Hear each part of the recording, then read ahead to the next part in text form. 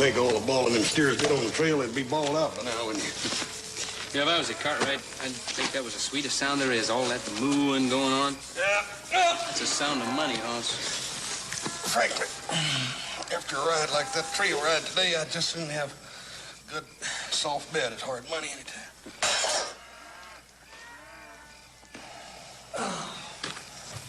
Get it all squared away, little brother? Yeah, everything's fine. I got the night riders out. Kenny, you have to take over race at midnight up on the East Ridge. I'll be there. Hey, Hoss, I just passed the chuck wagon. I've seen he's got a nice pan of biscuits with your brand on them.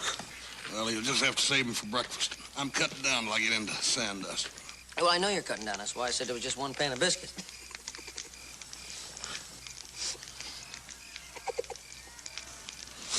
Candy knows about this real fancy eating place in Sandust. Ain't that right, Candy? Oh, yeah. There's one. The Golden something or other. If it's still there, you'll be able to find it without me. Yeah, what do you mean without you? Where are you gonna be? Well, I told Mr. Cartwright. Sandust is the end of the line. You realize how much money I have burning a hole in my pocket? I can get all the way to Chicago. You mean to tell me you're gonna pass up a ride on a hard saddle all the way back to the Ponderosa just to sit in some soft train and sip those drinks the waiter brings you with the ice and all in them and look at the pretty girls who are going back east to have to spend all their time out west? Oh, so how come we never ran away from home? I don't know. But I can tell you this.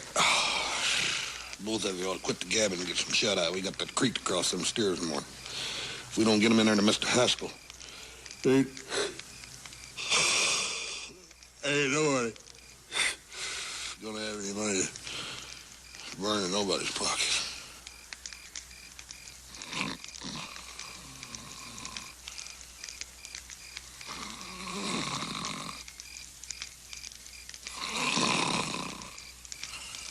Better be careful, he's gonna blow that fire out.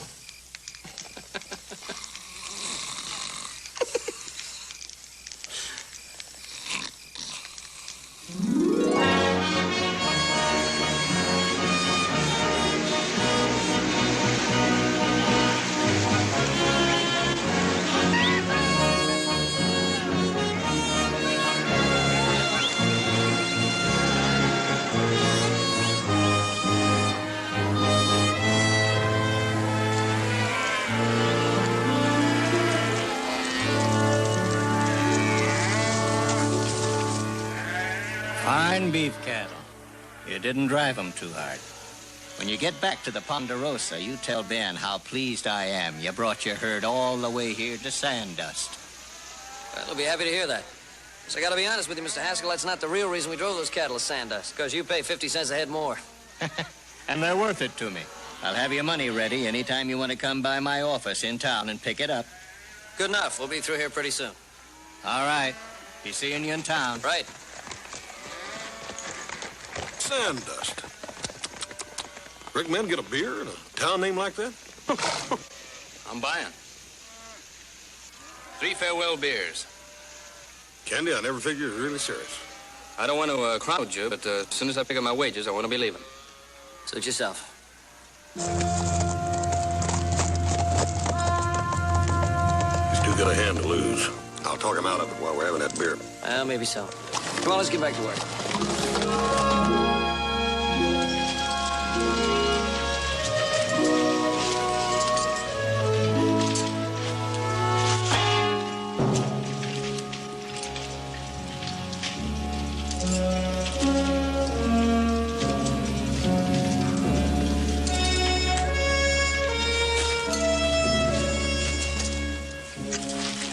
Nothing personal, mister, just practice. No offense.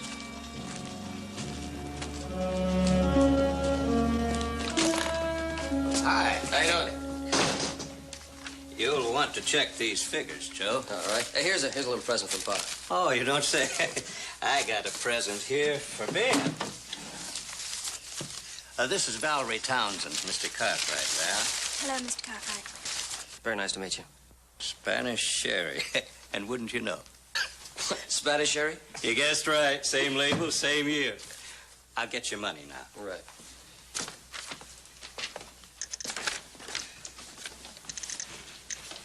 Well, these figures look correct.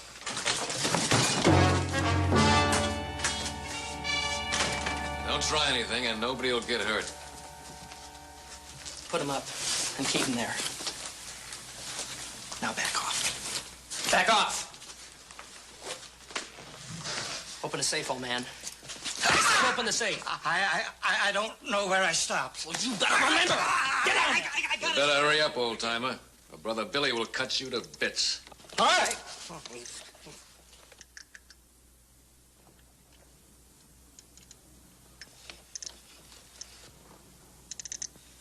My drovers are coming in here to get paid. They could show up any minute.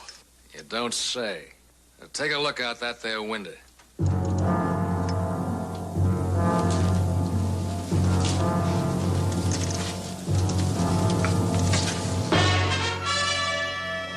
sheriff is out of town. We took care of that. You better hope your men don't butt in, mister.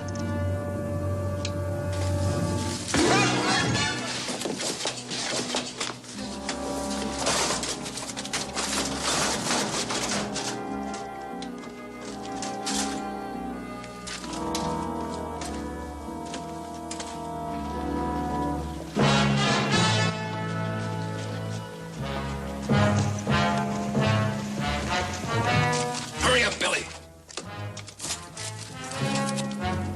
Those are them drovers. Looks like somebody's gonna get killed after all.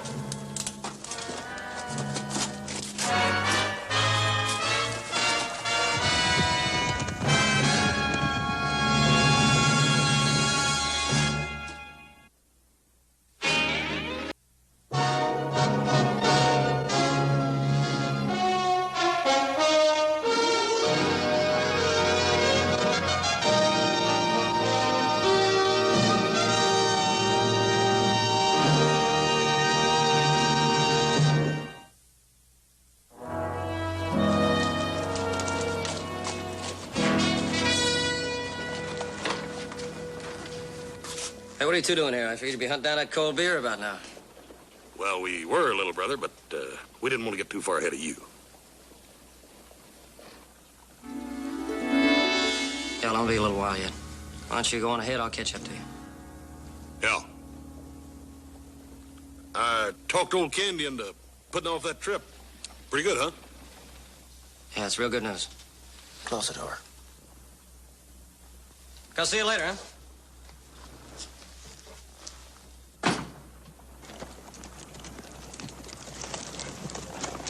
Now you stay right where you are. Not a sound from you. Out the back. Candy, take the other side. Back of the barn.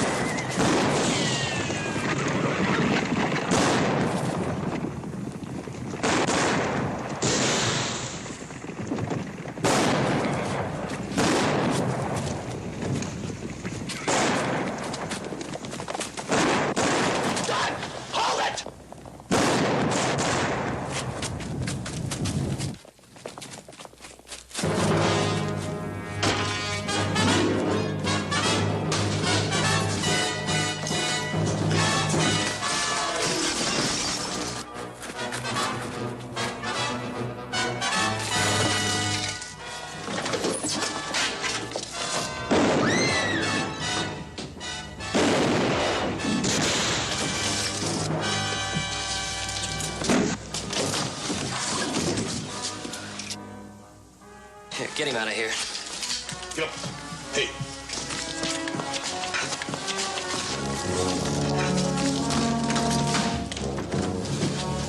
Is he? Yeah.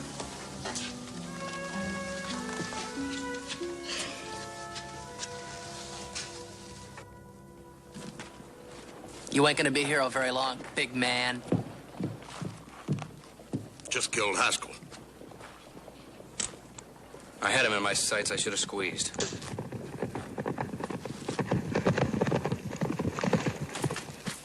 Heard some shots. What happened? A gang robbed Mr. Haskell. He killed him. There must have been, 7 or 8 of them. You got just one? 2 dead behind the barn. Got a name, boy? His name's Billy. Heard him call another one Doug. All right, put your guns away. If there's any more shooting, we'll do it. So I like a man who knows what he's doing. On your feet. I want to see you all in my office. Take care of Haskell. Doc will be here in a few minutes. Where's your brother, Billy? Where do you hole up when you're in these parts? Folks were lucky you ran into a bad bunch. Doug and Billy Slater. Wanted dead or alive in 7 states. Okay, this is going to take a little bit of time. Might as well sit down. Who saw the Haskell killing? I did, sir, Miss Townsend. You two didn't see it, huh? No, all we saw was Billy toss a money bag to his brother. 4 witnesses to a robbery, 2 witnesses to a murder. Looked like there's going to be a rope waiting for Billy Boy. Doug will get me out. There ain't no jail that'll hold me, and you know it. Mine will.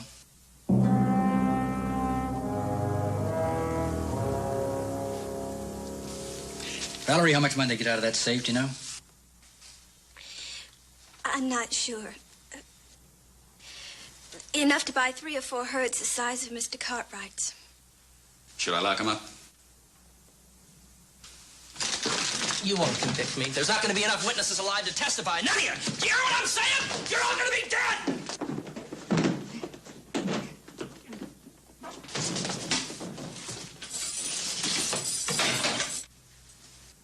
I hope you folks have no pressing business the next few days. You're staying here. You caught me a killer. Catching him, that's just half the battle. I need your testimony to get a conviction. Well, fine. How long is this going to take, you figure? Well, I'll wire the circuit judge today. 2 or 3 days to get here, 2 or 3 days for the trial. Unless, of course, he's in the middle of something right now. All right, Sheriff. 3 of us will be out at the trail camp if you need us. Mr. Cartwright, you weren't listening. I said this jail would hold Billy. It will. That means there's only one way that Doug can see that Billy cheats the noose. Get rid of the witnesses. That Slater gang will try to kill you. That's all they'll do, try. As of now, you're guests at the county. Protective custody in the hotel under guard. Valerie, you'll have to move out of the boarding house. Bud O'Hara, Jim Snell, Walter Benson. I need them now. And I want you to listen to what I got to say.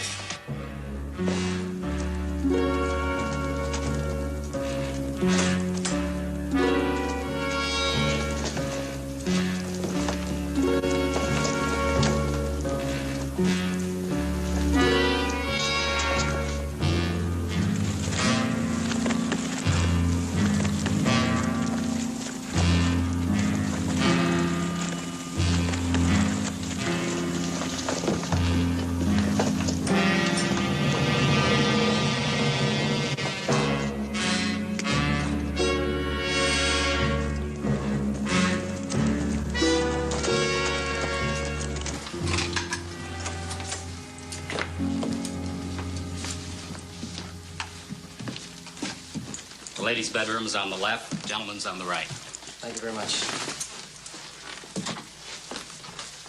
Keep this door locked at all times. There'll be an armed deputy in the hall. If you need anything, say the word. Thank you.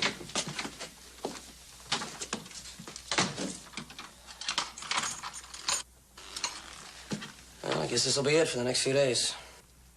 Yeah. Ain't no Virginia City, is it?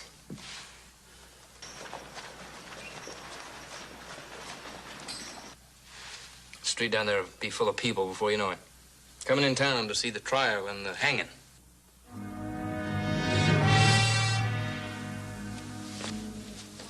Let's get settled down.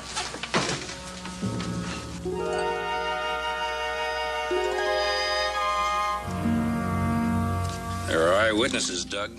There isn't a lawyer in the world that can beat eyewitnesses. What about the jail? You know that bucket, Jack? Is she a tight one? Forget about the jail. It's built like a fort.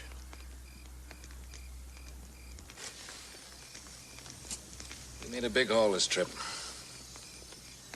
You'll all get a big cut when you've earned it. when Billy is free. I don't care how you do it, Jack. But I want my brother free. Look, Doug, there were 4 witnesses. 4 of them. Sure. What if 2 of them happen to get killed? Something tells me that the others wouldn't be very anxious to talk. Come on.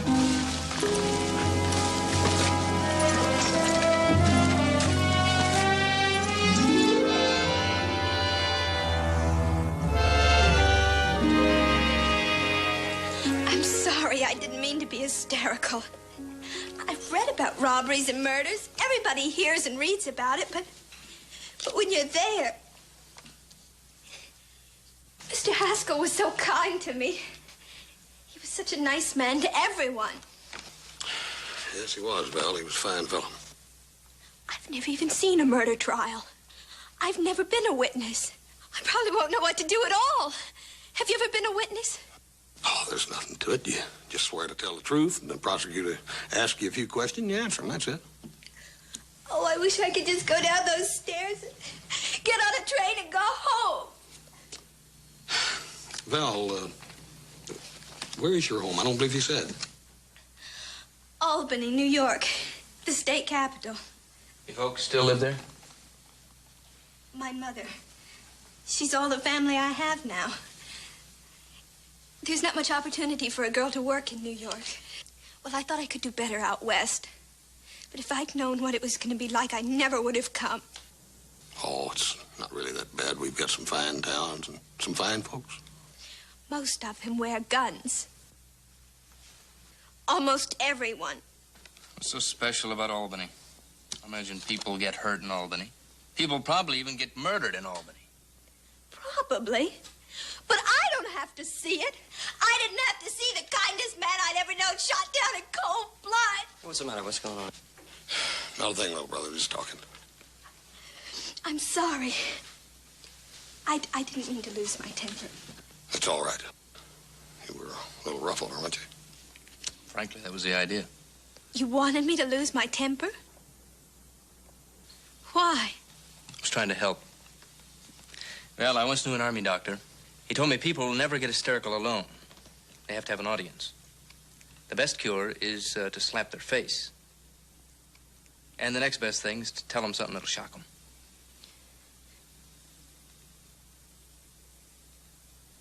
You're right. We're going to be here for 2 days together before the trial.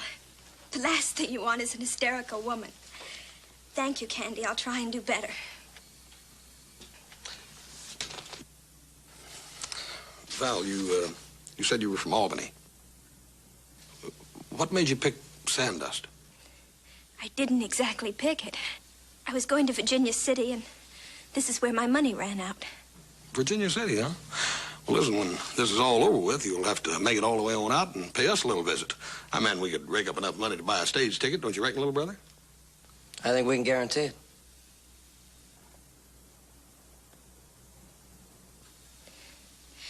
Mr. Haskell told me about the Ponderosa, but I'm not sure I can accept. Well, you'd be more than welcome, I assure you. Take my word for it, I wasn't even raised there. It's quite a layout.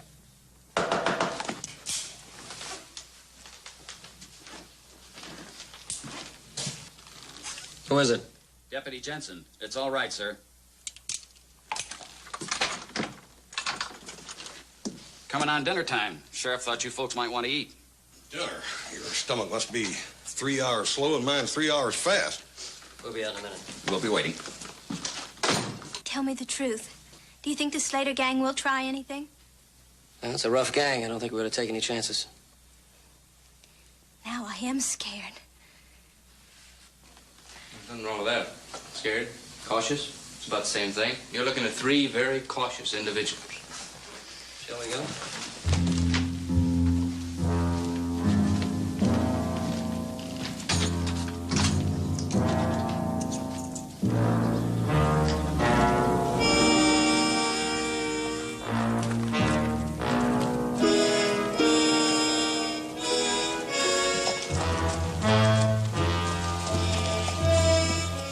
folks, please.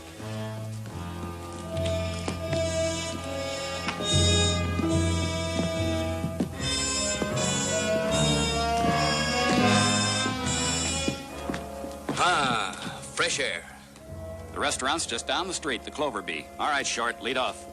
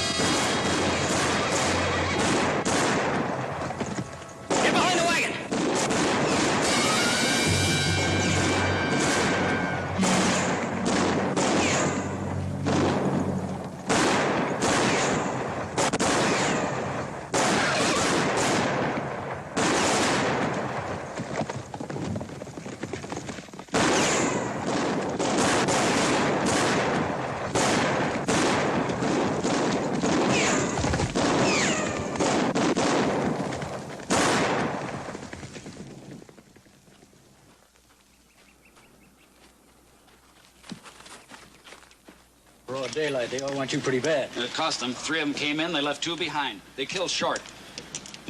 Can you walk? Yeah, somebody give me a hand. Get into the hotel. Rivers, take care of Short.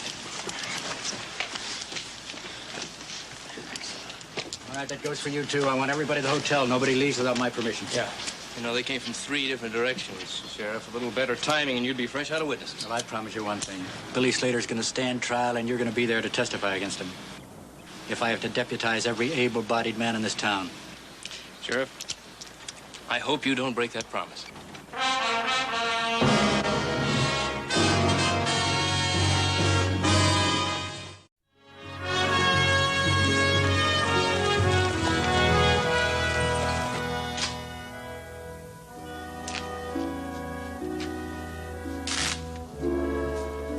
Murder trial is a holiday for a lot of people. Are you sure Joe's gonna be all right? Oh, yeah. I saw the wound. He's hurting some now, but he'll be all right. The doctor and Hoss have been in there almost an hour. They're probably tying a pretty little bow on his bandages. Or teaching Joe how to use that crutch.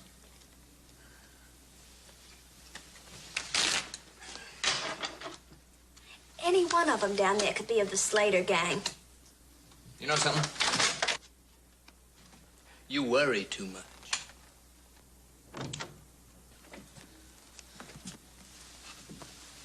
Now, you follow instructions exactly like I told you. That leg will heal a month sooner than if you put weight on it too soon. Yeah, don't worry, Doc. I will. Much obliged.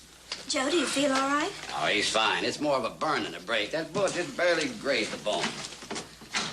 Now, Joe, like I said, get lots of rest. And, no foot races. Don't worry about it, Doc. I'll keep him down. Thanks. Hey, thank you very much. I guess this isn't going to be too bad. Here I am, practically an invalid. 3 people will wait on me hand and foot. Take advantage of it, little brother. Once we get back to the Ponderosa, it's every man for himself. Yeah, I know. Hey, speaking of when we get back to the Ponderosa, we made a decision. When we get back, you're going to be with us. And we're not going to take no for an answer. I'd like that. Thank you very much for the invitation.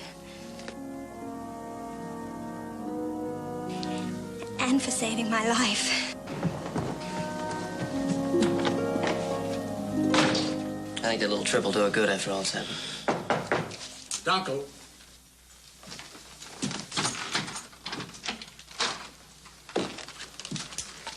it feel? I'll live. We're all living. So far. I'm sorry about it. I'm real sorry. I just never expected anybody to hit in broad daylight. Not even Doug Slater. Oh, what we're talking about now, Sheriff, is what are we going to do about the next time? You do agree there will be a next time. I've deputized another half a dozen men. I've got a way to get you from here to the courthouse. If he wants to get you this time, he'll need an army. For a little while there, I thought he already had one. We'll be ready. How's Valerie holding up? Well, much better than expected, to be frank with you. She'll be fine. Well, I got one piece of good news. I got a telegram from Judge Wheeler. He should be here by noon tomorrow. Does that mean we can get down to business, or we're going to have a lot of lawyer palaver? Judge Wheeler doesn't waste time. That trial will start tomorrow. Meantime, just hang on. We'll do that, Sheriff. Well, only 24 more hours. I might even beat this game. Yeah, why don't you deal us all in? I got a feeling it's going to be the longest 24 hours we've ever had.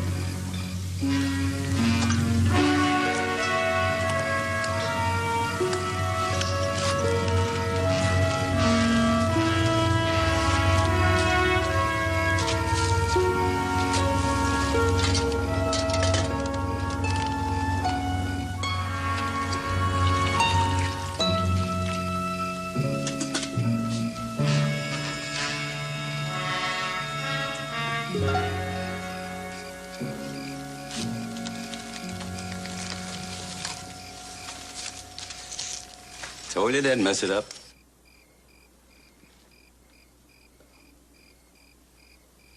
You could have done better. You know it.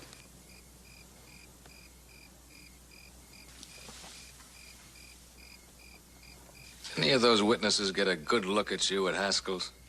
Not a chance. One man, Doug. One gun. One's enough, if it's a good man holding it. Get moving. I get 3 whole shares. 3.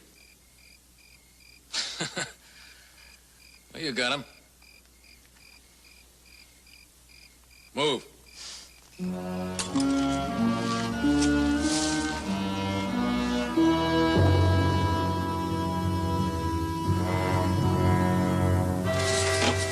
I'll play these. What do you mean you'll play those? You're always playing a pat hand. Hold it. Stop right there. Supper for witnesses. Well, we can see that. Take the tray.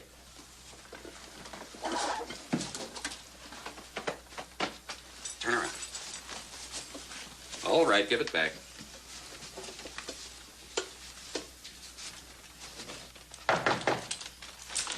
Hold it, hold it. Who's there? Jensen, your supper's here.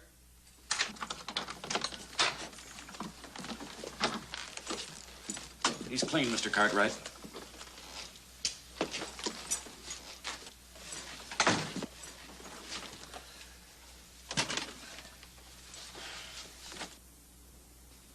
Smells like fried chicken. That's what it is. Hot biscuits, too. Hey.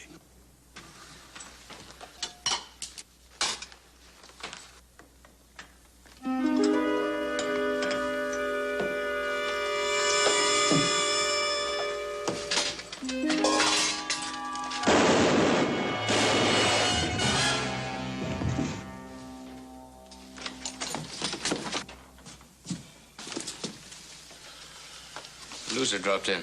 But I searched him. They got it on the tray. Get him out of here.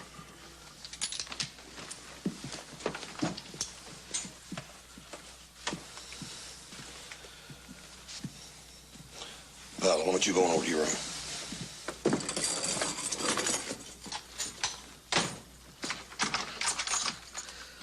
Slater bunch really means business. Be glad when this is over. The trial hadn't even started yet.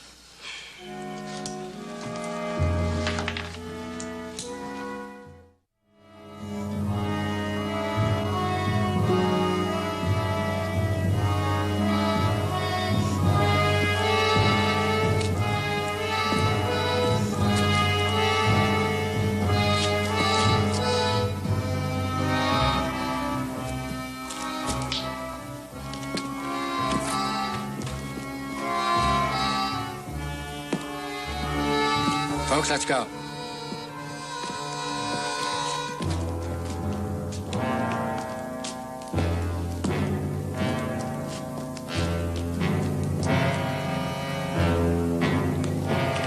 Walk behind this lead wagon.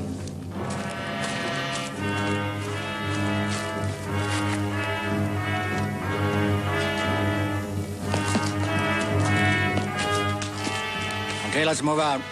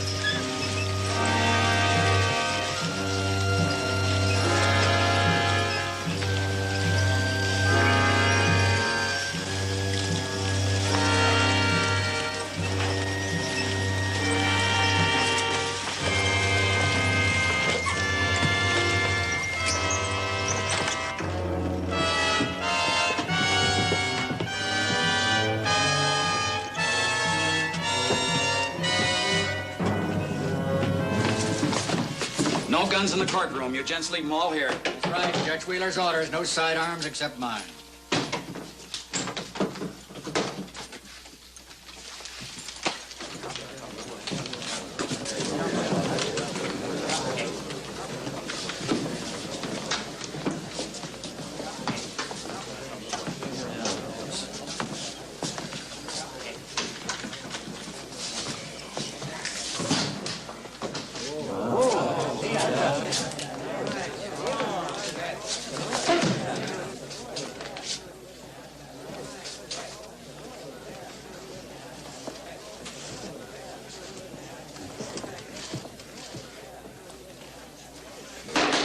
All rise.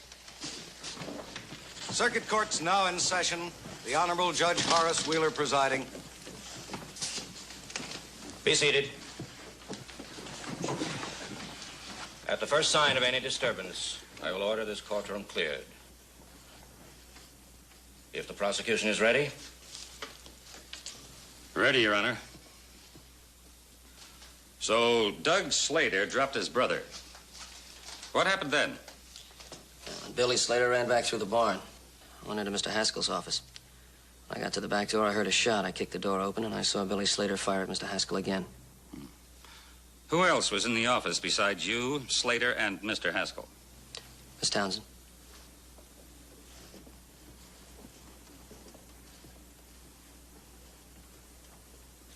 Just compose yourself, Miss Townsend. Take as much time as you like. I'm sorry. Forgive me. It's quite understandable, the loss of an old friend. But all we need to know is what you saw that afternoon.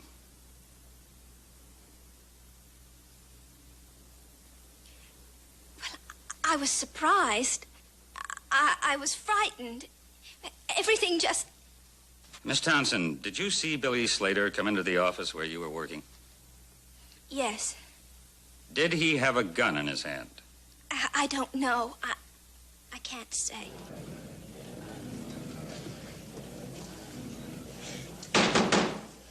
After Billy Slater came in, did you see Mr. Haskell get shot?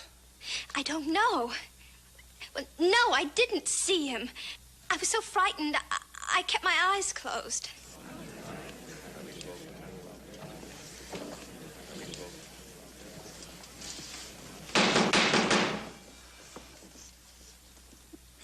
Did you see Billy Slater shoot Matt Haskell? No, I really didn't. Miss Townsend, you've told this court that you were present when Matt Haskell was killed. Well, yes, but I was so frightened that I didn't look. I heard the shots, but I didn't see anything.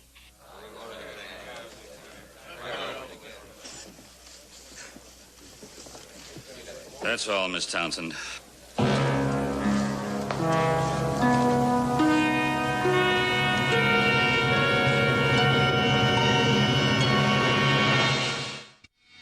If you do decide that the evidence here presented does prove beyond a reasonable doubt that the defendant, Billy Slater, shot and killed Mr. Haskell, then you must return a verdict of guilty of murder.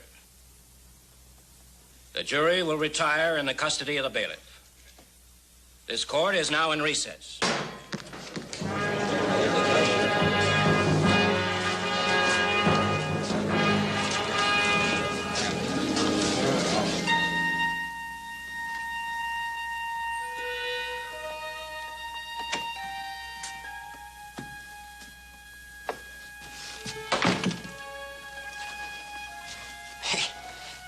Hope I didn't scare you.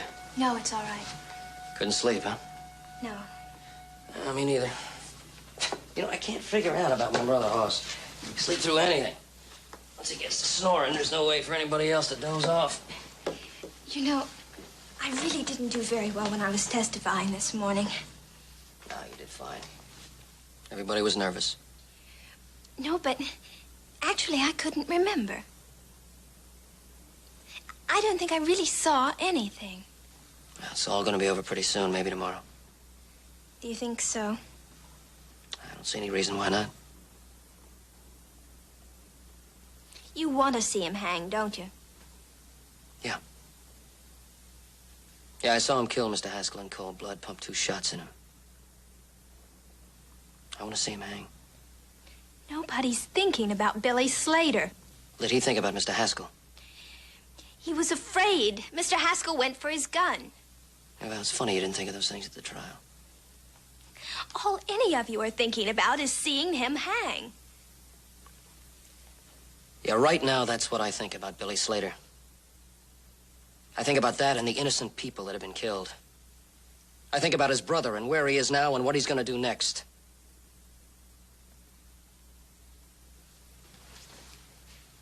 There was $40,000 in that safe. Enough to buy a poor man anything he wanted. Land, a roof over his head. You wouldn't know about that, would you? Your father owns the biggest ranch in Nevada. I'll bet you never wanted anything you didn't have. Well, everybody wants things they don't have, but they don't kill innocent people to get them. I'll bet you never had to fight for anything in your life. Everybody fights for the things they want. Val, there's a big difference between fighting and killing. You don't know how lucky you are. Get away from the window. I told you to get away from the window. Now, get down. You all right? I want you to stay down. What's going on? Open up. Shot through the window. You all right? Who is it? Jensen. Came from outside. Nobody hurt. Check outside.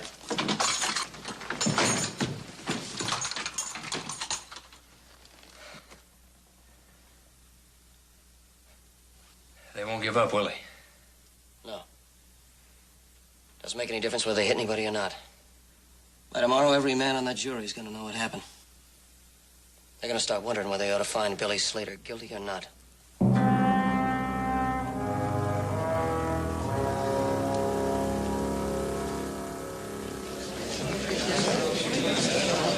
All rise.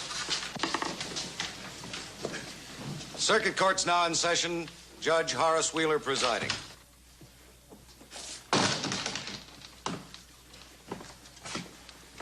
You may be seated. Has the jury reached a verdict? Yes, Your Honor. Return the juryman to the box.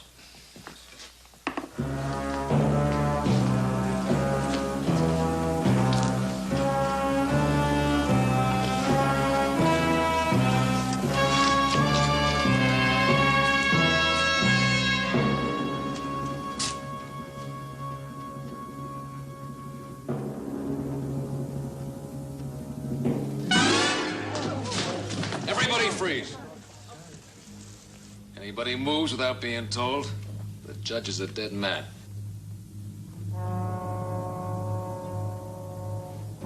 You, Sheriff, with your hands up, come in.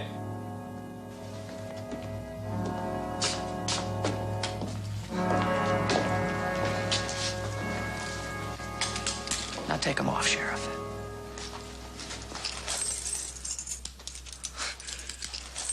No matter what you do to me or to anyone else here, you'll answer to the law for this. Shut up. Now, come on.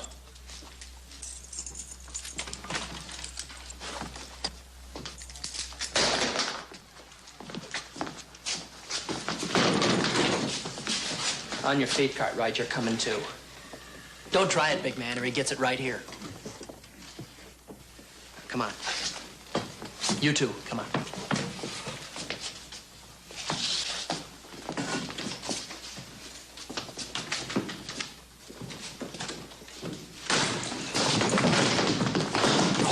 Come on, stay here, folks. A lot of innocent people will get killed.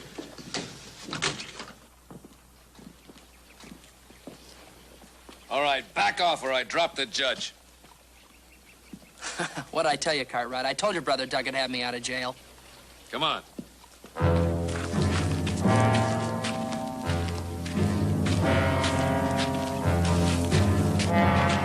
They're just walking up the street. Better let them go. If you don't, they'll kill the hostages.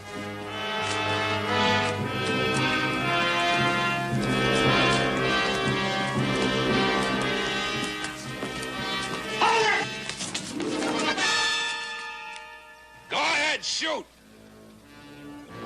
Kill yourself a judge.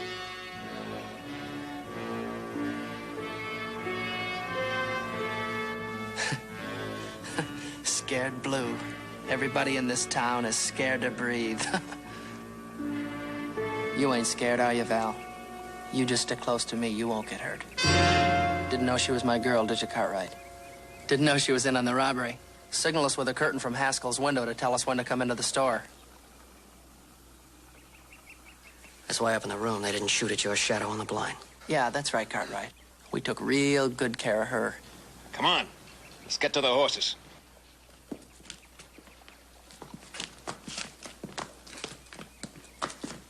There's got to be a back way out of here. Let's find it.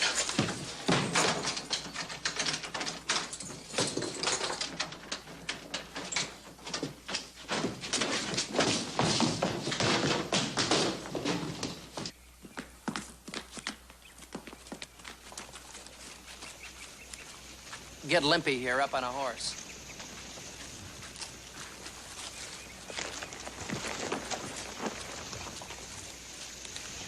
Cartwright, you're gonna pay for that bullet in my arm. Cover him, you're riding with me.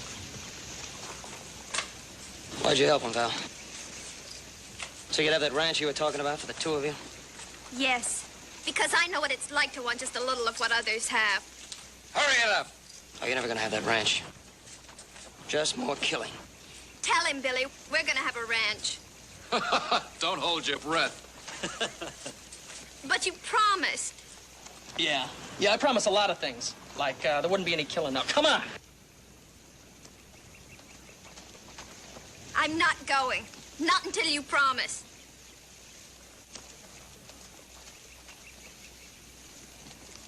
Suit yourself. Billy, you're not gonna hurt anyone ever again.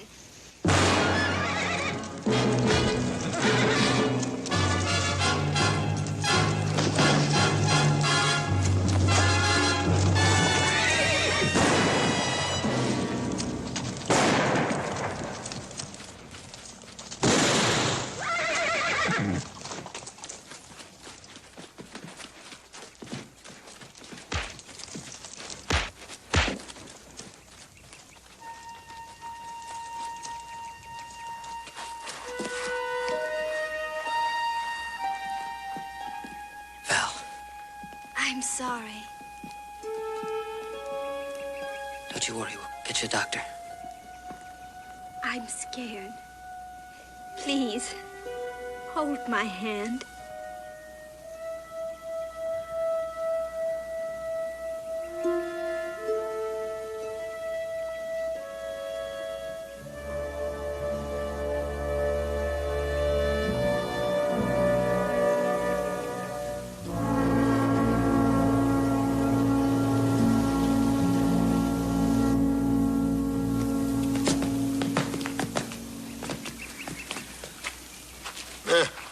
I can get in a wagon by myself. Well, I'm sure you can, but I ain't got nothing else to do. Well, Sheriff, thank you for the use of the buckboard. We'll see that you get it back. No hurry. Hey, you about ready to go? Me? I've been ready to go ever since we came into this town. We better get on the way. It's a long way home. It sure is, and a lot of folks don't get there. Thanks, Sheriff.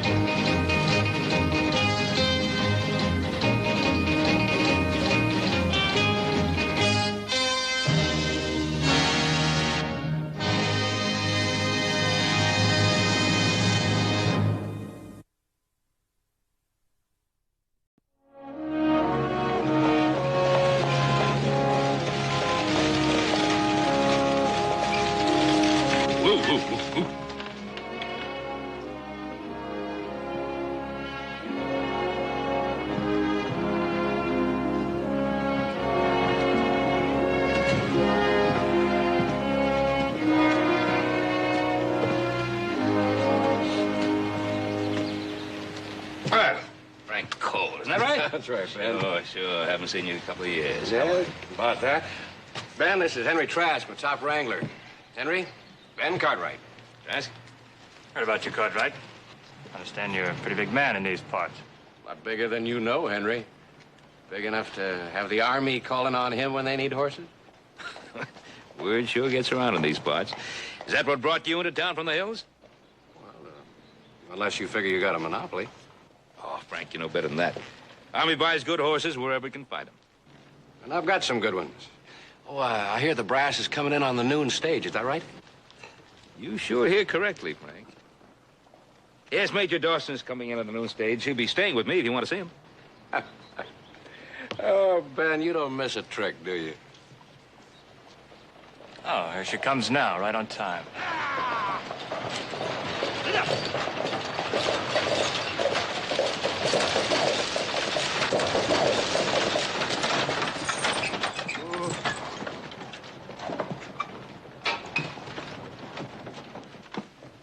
Major, good to see you.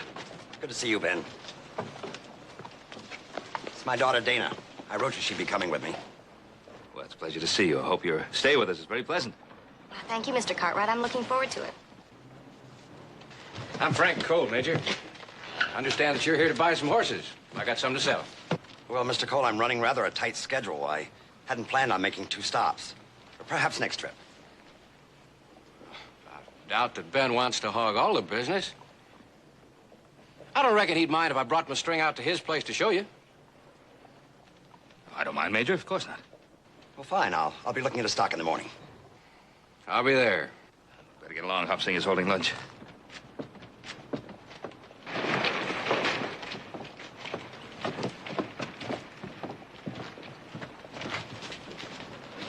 Frank?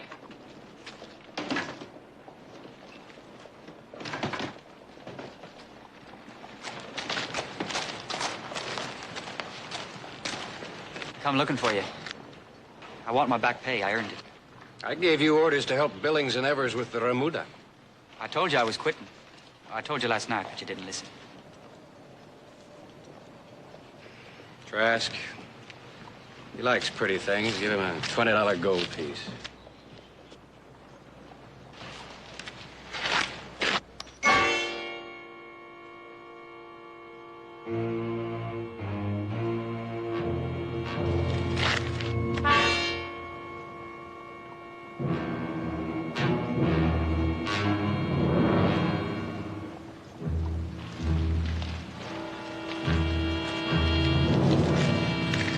Pick it up, Trask.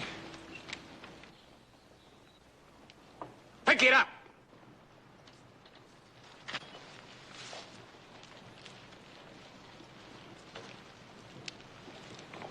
What you wanted, your pay, you got it. Don't come weaseling back to me when you run out. There's no place in my outfit for a man who won't stand up and fight for his rights.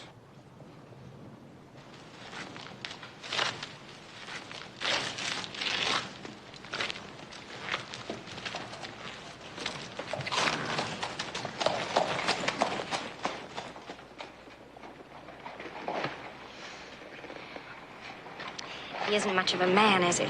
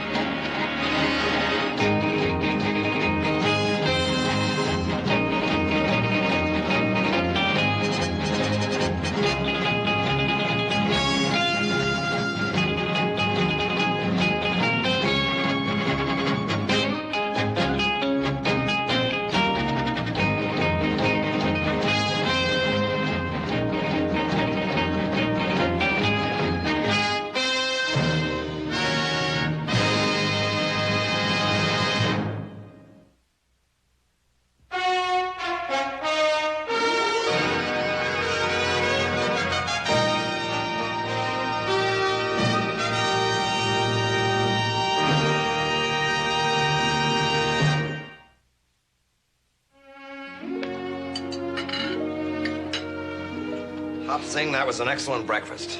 My mess sergeant could take a few lessons from you. And so could I. That's nice of you to say that. Sometimes we take Hop Sing's cooking talents for granted. You like breakfast? You wait until you eat dinner. He makes good coffee. Morning, Miss Dawson. Major? Oh, I got all them horses round up. You want to show the major. They're down the South Corral, and I got the surrey all ready to go. Oh, good. Thank you, Hoss. Major, shall we have a look at those horses? That's what I'm here for. The sooner the better, Ben. I'd like to go, too, if I may. Sure, come along.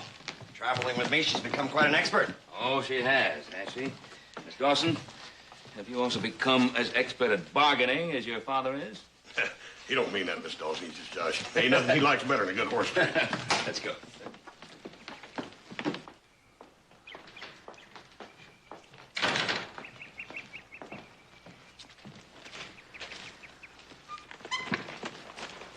Cartwright? Mr. Cartwright, could I talk to you a minute? Yes?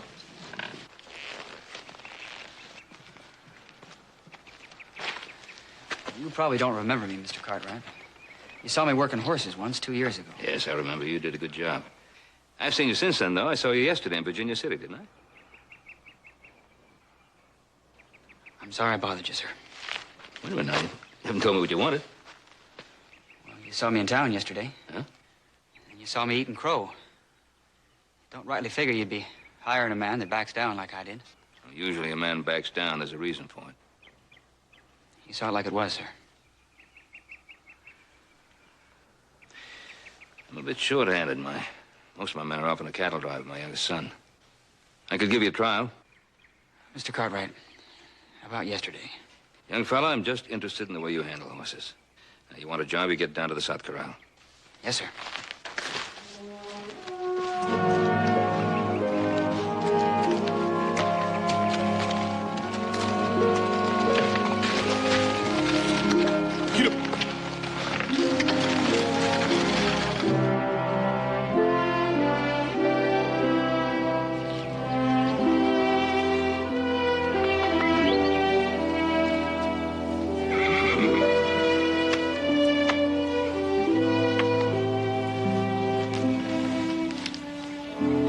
Good head, Ben.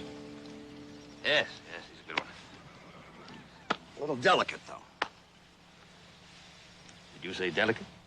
I doubt if we'd hold up a long patrol.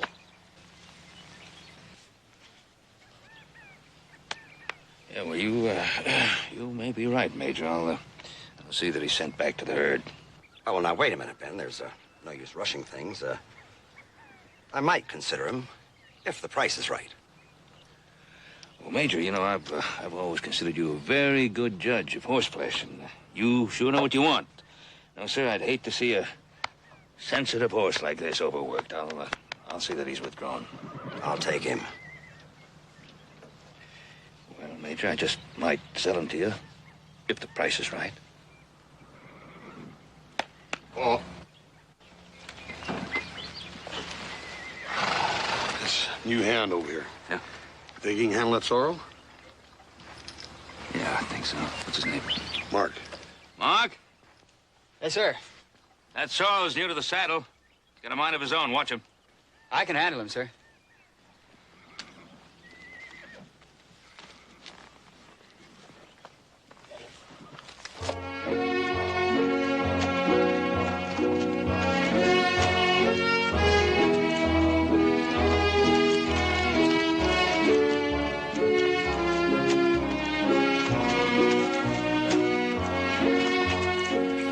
Fine animal, Ben. I'll take him. Yes, I thought you might like him, Major.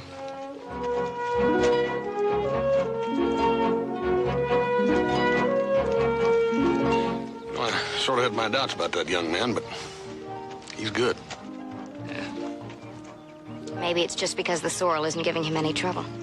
The way he's handling that horse, man, seemed to me like he could face up to trouble.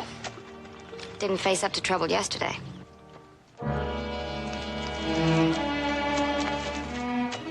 Good work, Mark. Cut him in with the rest. Major, we've got two fellas bringing another string from the river range. We can show those after lunch. You keep driving the same bargain, you'll bankrupt the Army.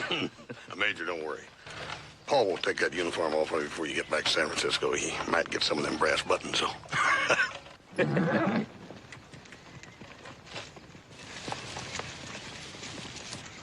That's Frank Cole with his string horses.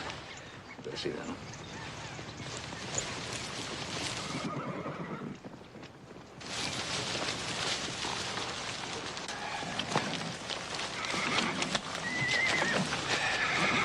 Frank, you know Major Dawson here? Major, I can't entertain you to a fine ranch like Ben's, but my stock's just as good.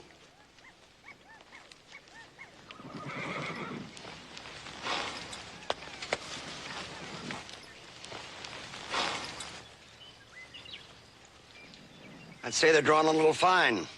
Well, we've driven them down from the mountains. Had to push them a little hard to get them here. A little grain, they'll fill out. I'll start working them for you. No, Mr. Cole. We'd both be wasting our time. They're not up to my standards. I kind of thought that's the way things might be. Nobody gets Army business but you. That right, Ben? Now, Frank, I know you've had a rough time driving these horses down so the Major could see them. I'll overlook that remark.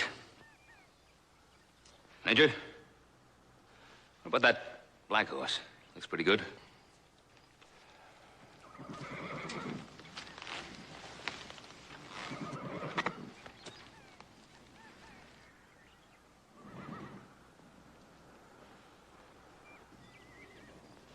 Ben's right. I'd like to see him work. Well, we only caught him a little while ago. He's not exactly full broke yet.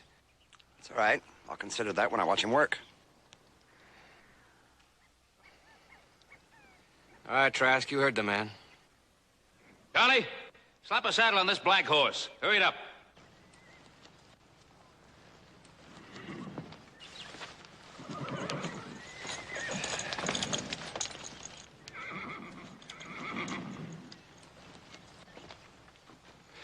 What's he doing here?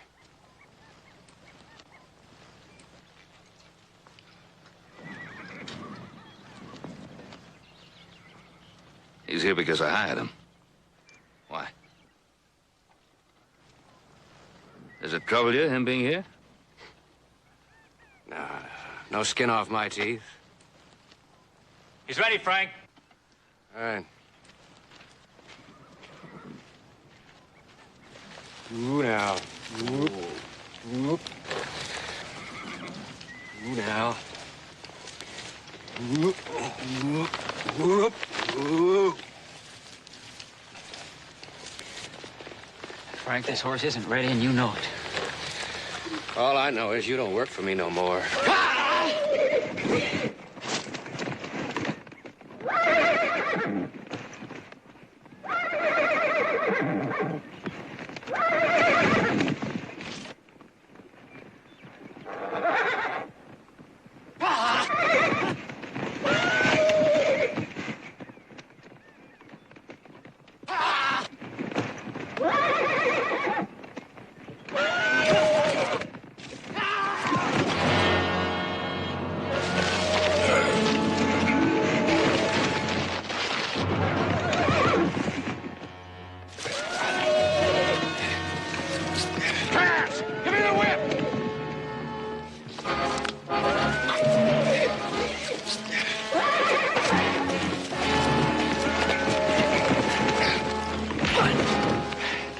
try that again, I'll break you in two.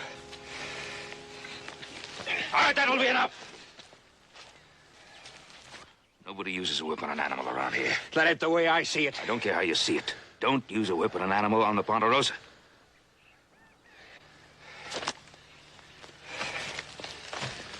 You still interested in that stallion, Major? Not the way he is now. Well, suppose he was saddle broke. Then the Army paid top dollar for him. But from the looks of him, you won't have time before I leave. You just let me worry about that. Let's go.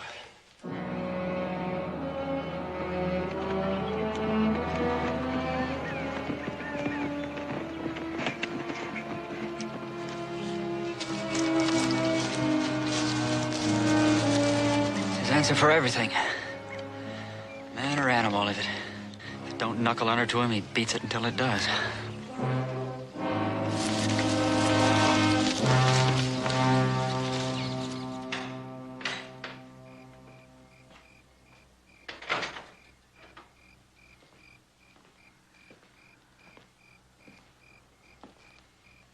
Oh, good evening. Good evening. Full moon tonight. Yes. Oh, it's so quiet. It's so nice to come out on a night like this and think back on the day. I'm sorry, I shouldn't be intruding on your thoughts this way.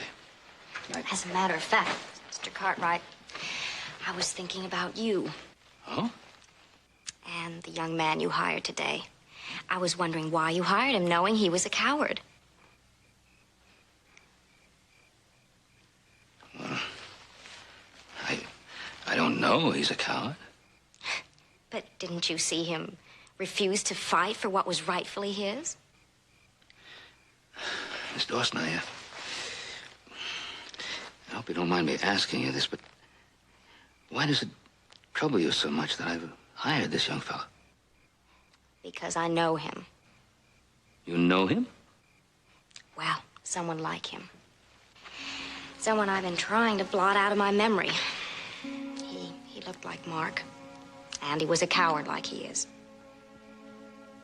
An Army officer who, in the middle of battle, ran and killing himself and 6 of his men. And that coward was my husband. Now, do you understand, Mr. Cartwright?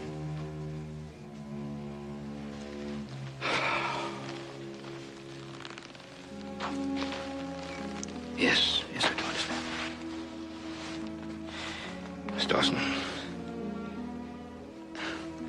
there's something else that I think you might try to understand. And that is that in every man, there's some cowardice.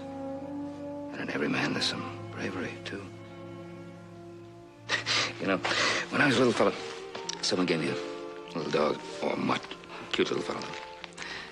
And he looked funny, because one side of him, the other side was all black. The other side was all white. And if you looked at him from one side, you'd say, oh, there goes Ben's black dog.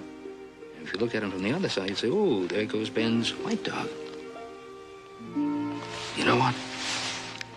Inside, he was just plain dog. I don't believe you ever really had a dog like that. Don't you? But thanks for trying. But nothing you can say can make me change my mind about that man. Good night.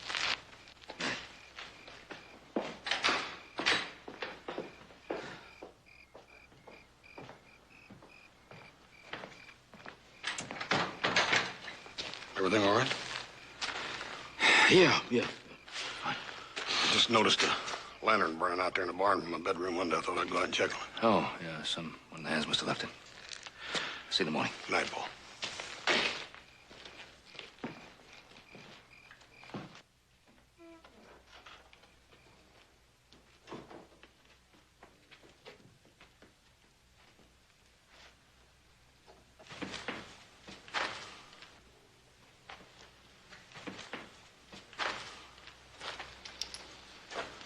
What are you up to, buddy? Oh, howdy, Hoss. Supposed to be in a bunkhouse for this time of night. Guess I should have asked, but look at here. I'll be damned bird. Found him in a varmint trap out by the corral. Hey, you cute little fella. It's got a busted leg, but I sort of fixed it up. Rascal bit me. I should have warned you. He's wild. How come he don't bite you? Folks say I got sort of a way with animals. Yeah, I noticed that today when you was riding that big sorrel. You gonna be all right? Sure. He's good as new in a week. Here you go, fella. You know, I've seen some regular professional doctors that didn't have a touch of animals like you got. It's sort of been my dream, Hoss. Be a veterinarian. That schooling takes a powerful lot of money. Sure can't save much on what you make chasing wild horses in the hill country. No. Let me ask you something, Mark. How come a young fella like you with as much compassion and love for the animals as you've got, how come you to get tangled up with a fella like Frank Cole, anyhow? I thought you knew. Thinking on it, guess there's no reason why you should have. Frank wouldn't have told you. Being ashamed of me like he is. Ashamed of you? For what? For not beating a scared horse? A lot more than that, Hoss.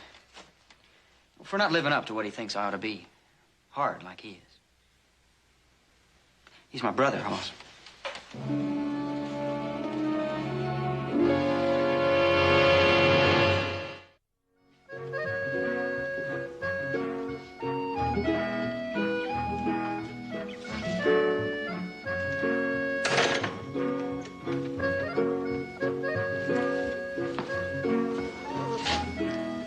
Howdy, ma'am. I reckon we ain't never been properly introduced. No, we haven't. I'm Mark Cole. Cole? Isn't that the name of the man that owns the Black Horse? Yes, ma'am, he's my brother. We ain't much alike. Yes, I noticed that. I thought Hop Sing might have some scraps for this little fella. Oh, easy boy. He's darling, a pet raccoon. Always been hurt. Easy, ma'am. He's wild. Oh, nonsense.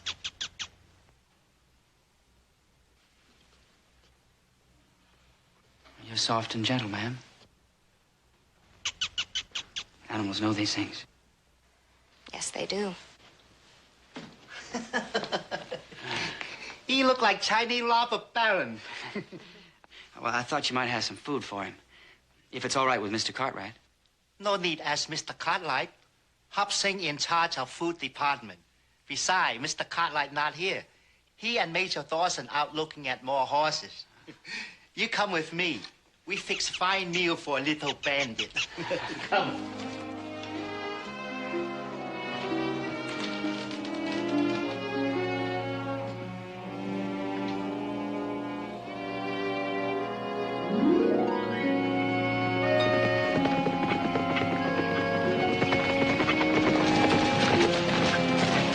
They'll take these horses, will you? Thanks, Bill. Percherons for everything you claim, Ben. Excellent for Army draft horses. Good. Well, that's about it then, Major. 26 saddle horses, 4 unbroken yearlings, 2 foals, and 6 Percherons. That brings the total to... I know what the total is. And Haas, you were wrong. He's not letting me keep my buttons. Well, as soon as little Joe gets back, we'll drive the horses to Fort Baxter for you. Oh, Dawson, I meant to ask you, what happened to your thumb? Paul, you wouldn't believe it if I told you.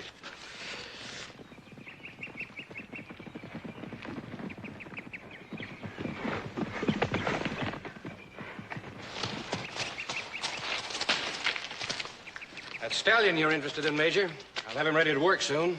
Real soon. I'm afraid there won't be time, Mr. Cole. My daughter and I are leaving on the noon stage tomorrow. I said real soon. Like, tomorrow morning? Oh, wait a minute, Cole. It's impossible. You can't gentle a horse like that overnight. My business is with the Major. I'll keep you ready, I tell you. I've got my methods. Yes, I saw your methods yesterday, Mr. Cole. I don't buy animals with whip marks on them. Then we're in agreement. There won't be a mark on him. In the morning.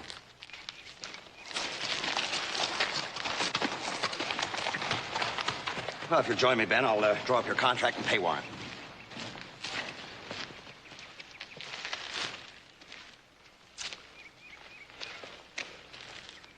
Brother of yours is sure been on selling that horse, ain't he, Mark?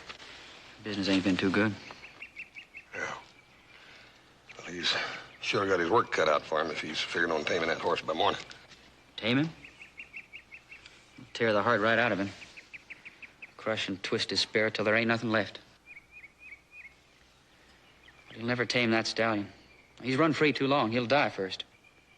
I know. I've worked him. He's just getting to know me. Well, Mark, there's just some things a fella can't do nothing about.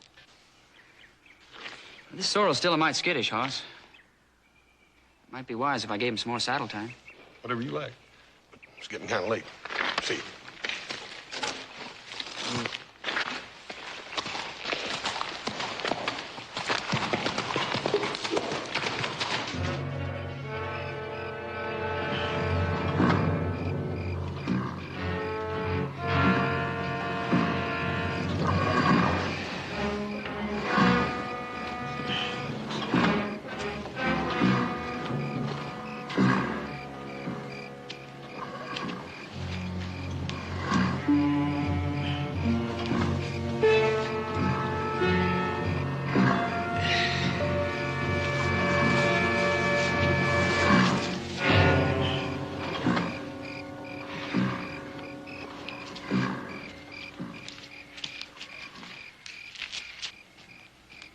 How's he doing there?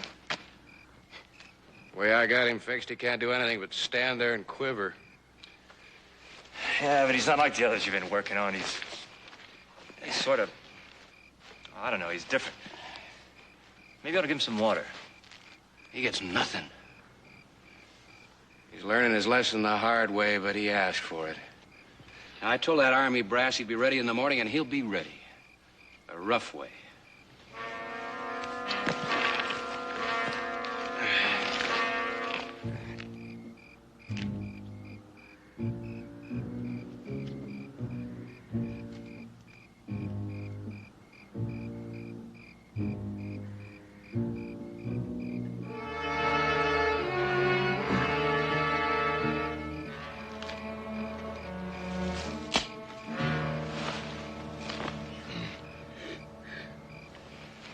Check it out. Oh, Frank. Henry.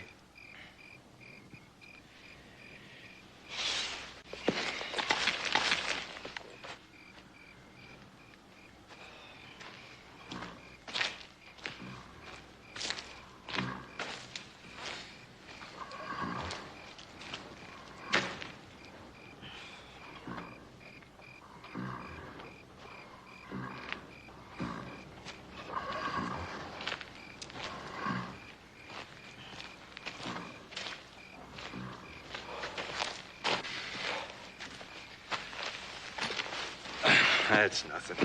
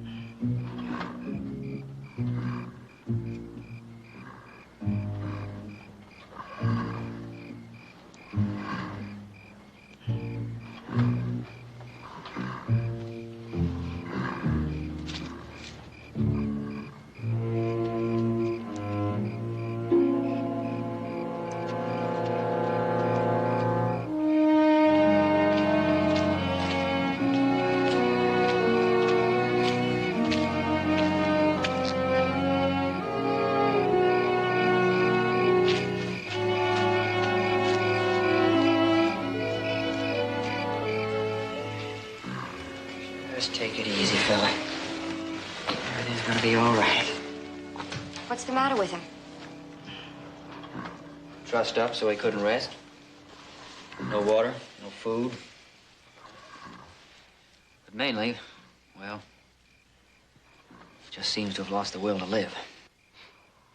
And after having almost killed the animal, your brother brings him back to you to save. Is that it? Not quite, ma'am. Frank don't know nothing about it. I stole him. There's a blanket over there. Hand it to me.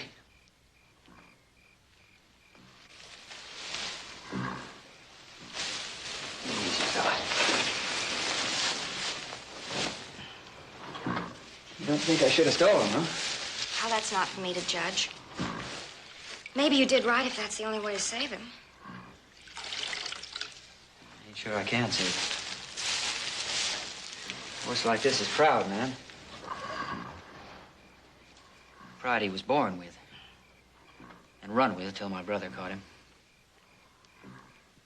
Frank's real good at squeezing pride like that. Only this time he went too far. You and your brother, you're not much alike, are you? And the way you said that, sounds like you don't see much good in either of us. Maybe it's because I don't see the good in being too hard or too soft. Oh, I think you gentled that word a mite, ma'am. I think you meant coward. Well, you said it. I didn't. But I don't think it's fair of you to bring the horse here where it's likely to cause trouble for Mr. Cartwright. I had no other place to bring him. As for Mr. Cartwright, I'm going to tell him now. No need, Mark.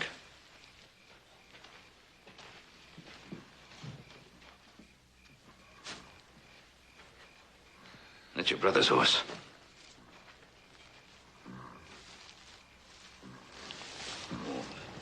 Oh, boy, steady. What happened to him? He was trussed up. No food, no water.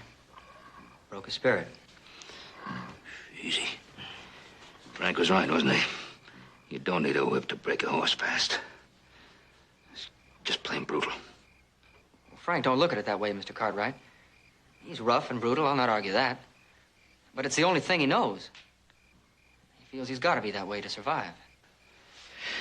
He's your brother. You can depend on him any way you want to, but there's no defense against treating an animal this way. I hate it as much as you do. Can we save him? I'd like to try. But I'll have to keep him here, if you'll allow it. I said we, didn't I?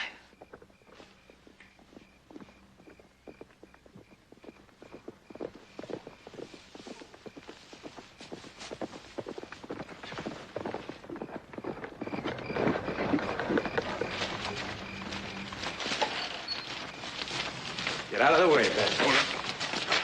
Look, I said get out of the way. I know he's in there, and I intend to have him. What are you talking about, Frank? You intend to have who? What?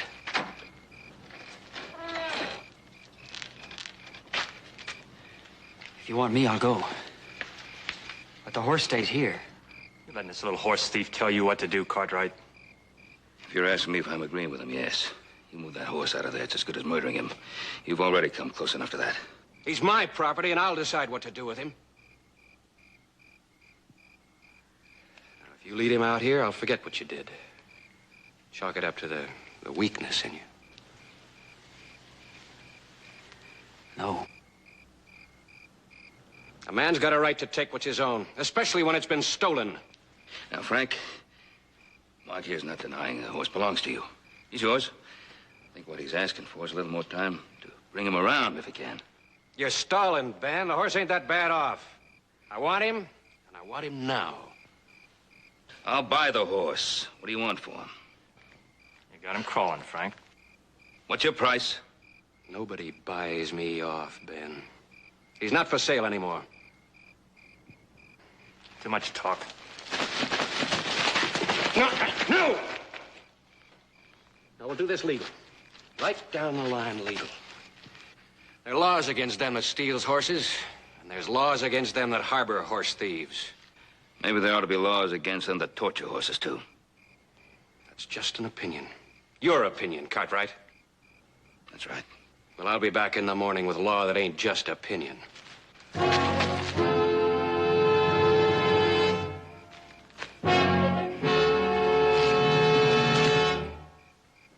I tried with you, boy.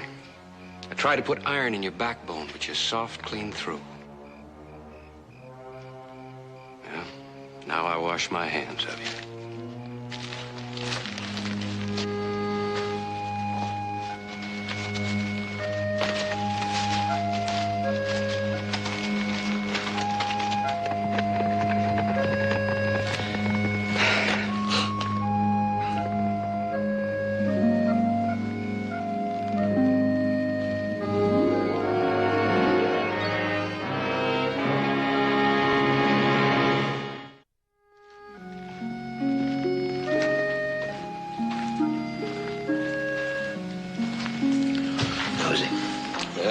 Breathing a lot easier.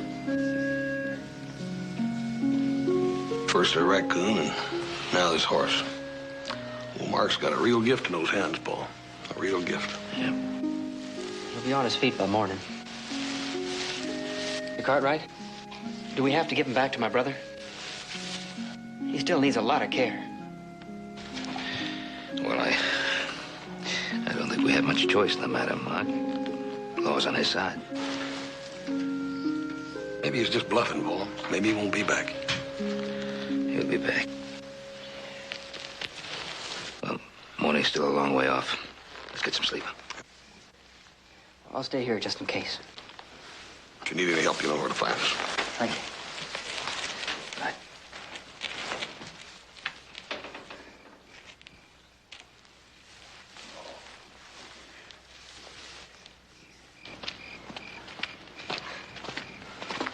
I was just bringing you some coffee, Hoss. Well, that was a nice thought, Miss Dawson. Thank you anyhow. I'm gonna go to bed, I think. Yeah, oh, the horse is going to be all right. Oh, I'm glad. Ben, I think Mark might like some of that coffee. He's staying in the barn. It was Mark who brought that horse around. He's worked terribly hard.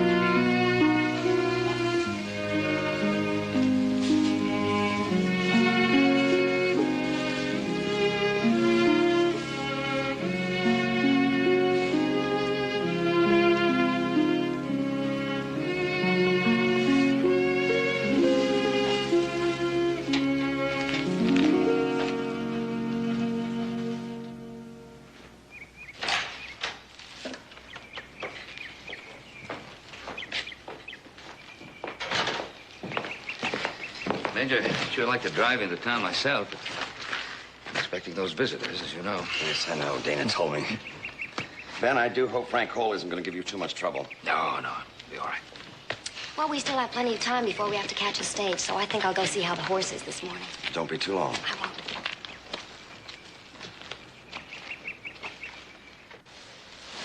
You okay, fella? Let's go.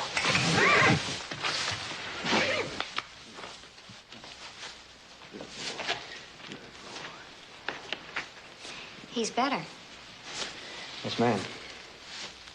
but not well enough to give back to your brother. No, ma'am. Don't reckon he is. But you'll give him back, and he'll do it all over again, and this time there's nothing you can do to stop it.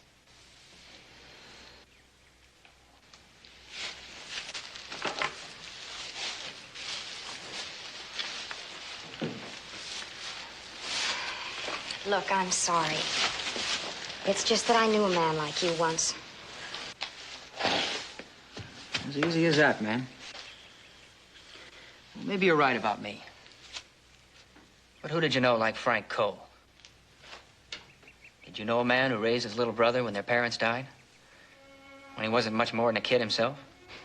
But how did he do it? By trying to break you like he did this horse? Yes, ma'am, he tried.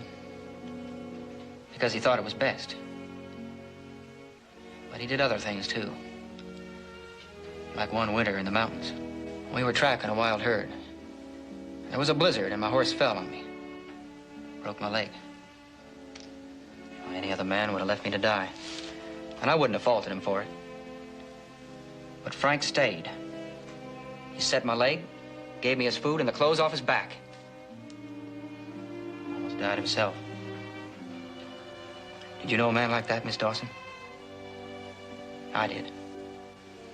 He's my brother. I have to go.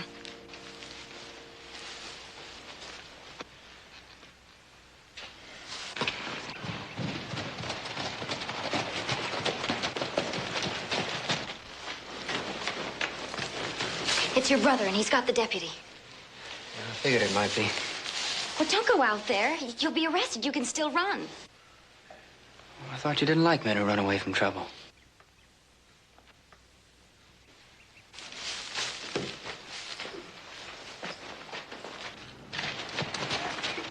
Morning, Ben. Hoss. Good morning, Clem. I don't quite know how to start this, Ben. Why don't you just say it the way it is? I got a warrant sworn out by Frank here for the arrest of one Mark Cole, charged of stealing a horse. Got another warrant. Claims you aided and abetted in stealing the horse, Ben. Now, is that right? That's exactly right, Clem. And at my trial, I'm going to ask why a man like Frank Cole there has the right to torture and destroy an animal just because it happens to belong to him. I claim no one has that right. And if I have to go to jail to prove it, I'll be happy to do that, too. Where's the horse? Right here, Deputy. That the animal? That's him. This ain't a regular case of horse stealing, Frank. You've got your property back. Now, I'll go through with these arrests if you want, but my advice, for what it's worth, is to not push it. It's up to you.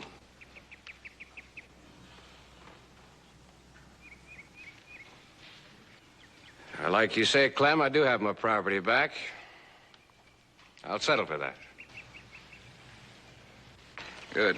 I think I'll ride back before somebody changes his mind. Get the horse. Frank? He's your property. Why don't you come get him?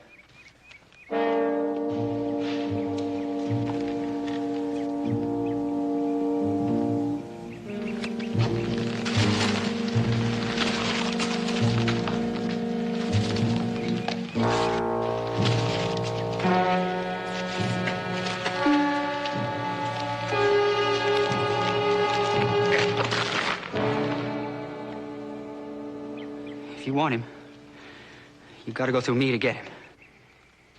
Is this the way you want it? No. It just has to be this way. I'll make it easy for you.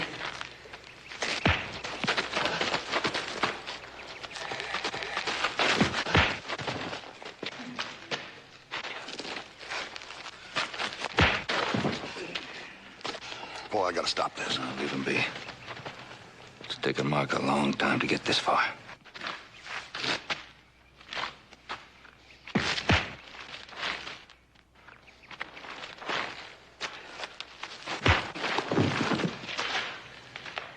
Come on, stop it, Mark. What are you trying to prove? You don't know now. You never will.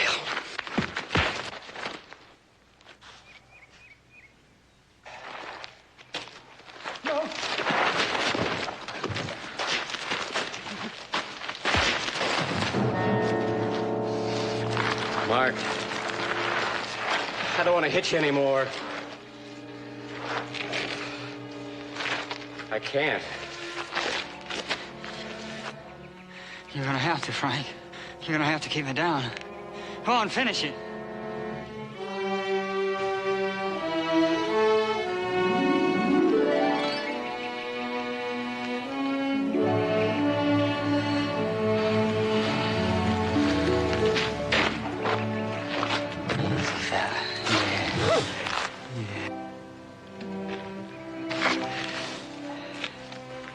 You could be gentle, boy. In time. But it wouldn't be right. You go on now. Going back to your heels. Go on, fella.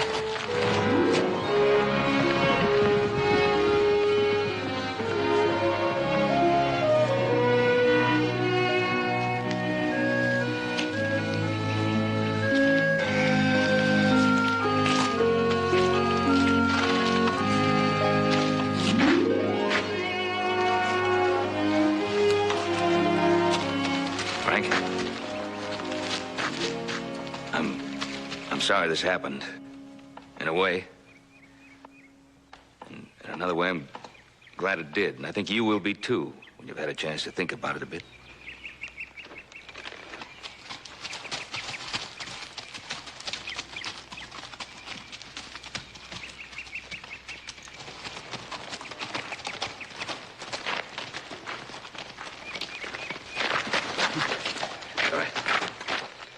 Mark, you look like a herd of buffaloes used you for a parade ground. Come on, let's get some medicine on you. Dana, we must leave now or we'll miss that stage. Father, couldn't we stay over until tomorrow? You're welcome to stay, Major. You know that. Well, perhaps I could find an official reason for delaying our trip for one day. If you need an official reason just to stay over, I got me a bunch of geldings over in the East Range that you've got to see before you leave. Come on.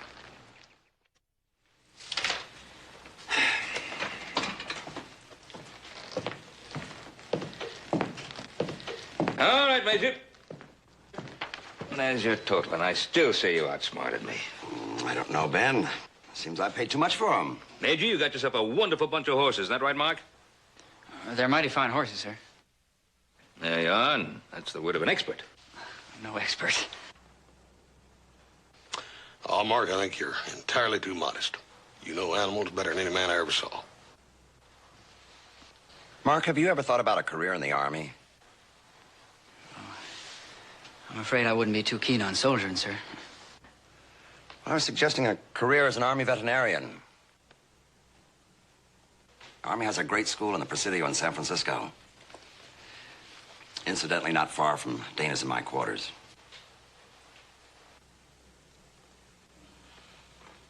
Wouldn't you like that, Mark? Hey, Mark, this is what you always wanted, buddy. It sure is. Well, then it's all settled. 你個馬騮仔你話真係啊！真係呢次偷晒啲嘢你先，你估我成日喺度做緊做俾你忙 ？Eat all the food. Oh, damn! Burn it! Oh, son of a gun! Well, at least now you know what happened to the other thumb.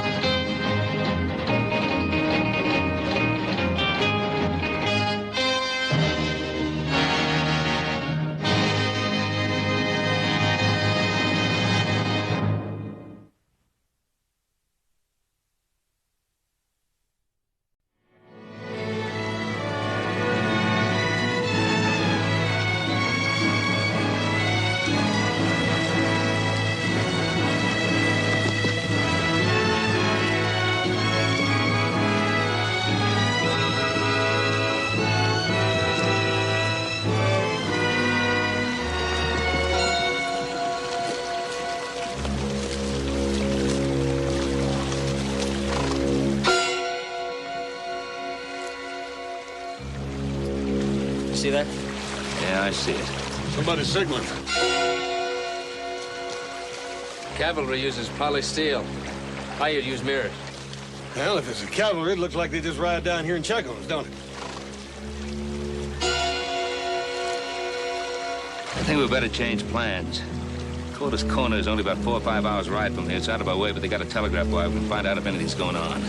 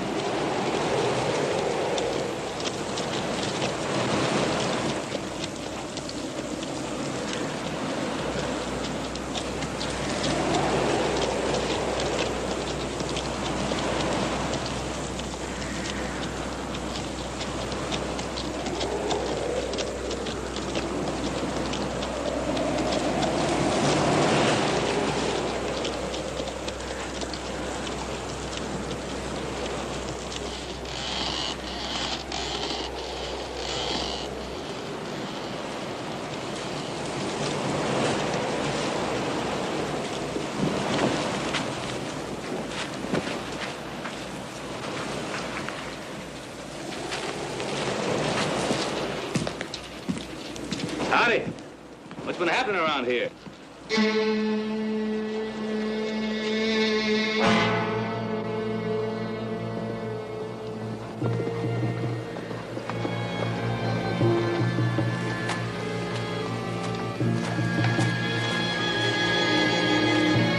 Hey, Paul. What's going on around here, anyhow? Paiute arrow.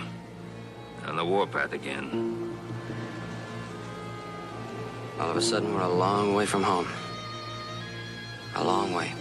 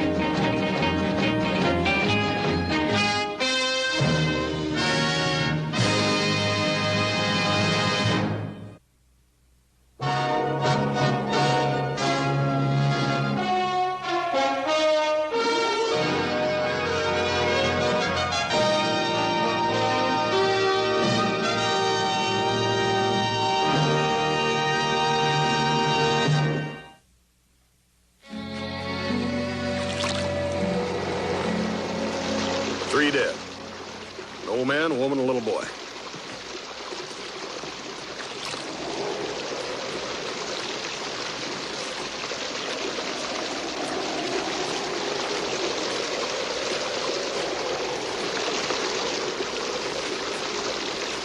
We got 3 graves to dig, Paul.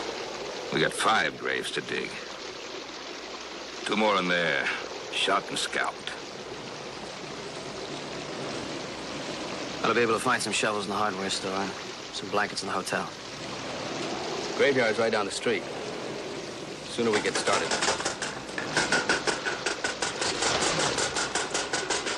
I'll take a look.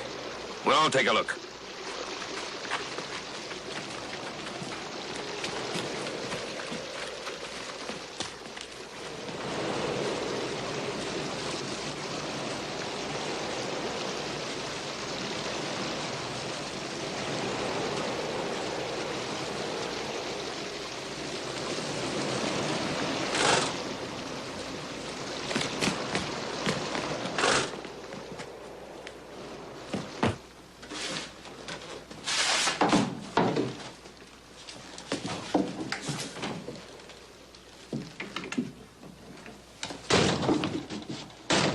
Took you long enough to get here.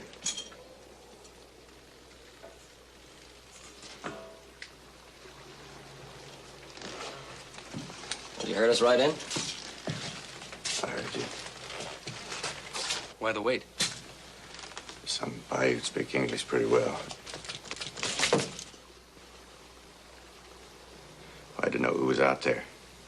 It took a while before one of you came into sight. How are Illinois then? Why don't you just shout out to us? Mister, you spend 4 days without water. You haven't got much voice for shouting. 4 days? Paiute busted this town just after first light 4 days ago. How come you're still here now? I was under the bunk. The blanket pulled down. There'll be some keys out there in that mess in the office. Telegraph said the war parties were headed this way. Most folks started forting up, getting ready to fight, and the telegraph went dead. Cut wire, I guess. Everybody spooked. Most of them headed for the hills, hide there. Even the sheriff took off at the last minute. Tall man, gray hair, white shirt, black vest. Yeah. We found him in the stable, dead. Been cussing that man for 4 days. Well, I couldn't see what happened to the folks who stayed. But I could hear it. I'm beginning to think one of those braves is wearing those keys for a trophy or something. Yeah.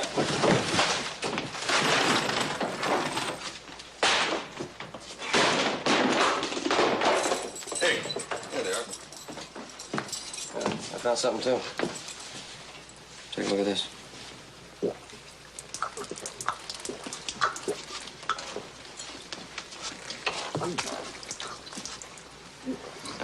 That should be enough, or you'll make yourself sick.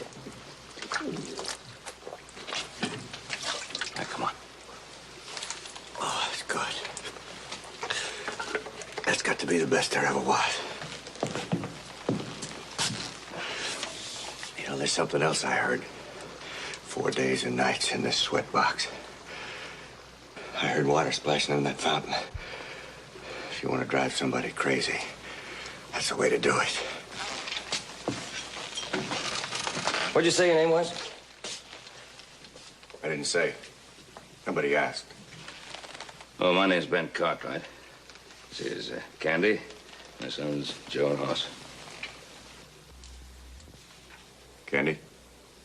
What's your blinds for the water? Driving some horses through a vine trip in Utah. Cartwright. I've heard that name. You got a big spread up Virginia City way. I'm glad to hear you got horses. I was wondering what I was going to ride when you let me out.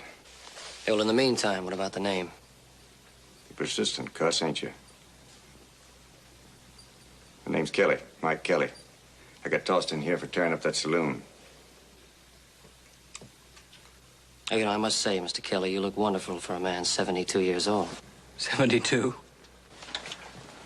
Yeah, right here in the ledger. Mike Kelly, age 72, weight 130 pounds, charge common drunk. Gained a little weight, Mike. Yeah, for a man that hadn't had any food or water for 4 days, I'd say that's a pretty good trick. Well, maybe this makes a little more sense. Josh Tanner, age 30-some, weight 180. Charge first-degree murder.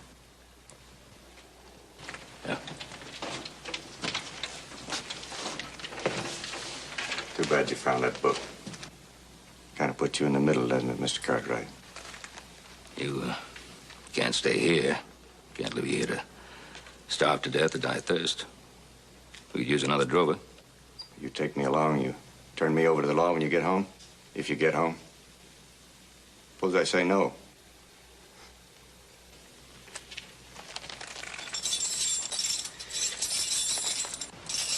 It's up to you. It's your choice.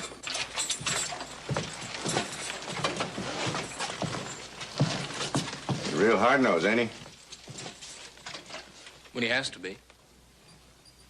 You related? No, I work for him when there's nothing better to do.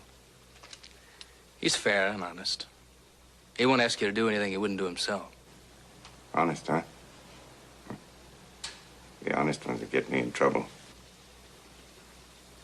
Well, like you said, it's your choice. That's a big country out there.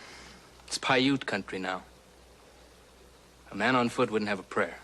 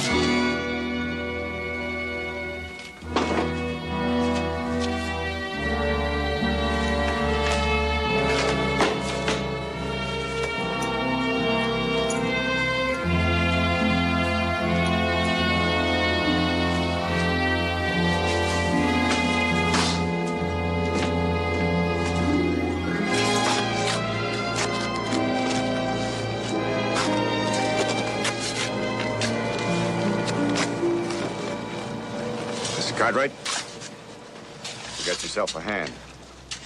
For starters, I'll take that shovel. No, for starters, you get yourself something to eat. 4 days without food, you're no good to us. Find yourself something to eat and then spill off Joe up there. I'll get some grub and eat up there. This headstone might interest you. Murder. In Coulter Corners, that's what they call it when a Coulter gets shot. Even if it's a fair fight, and he draws first.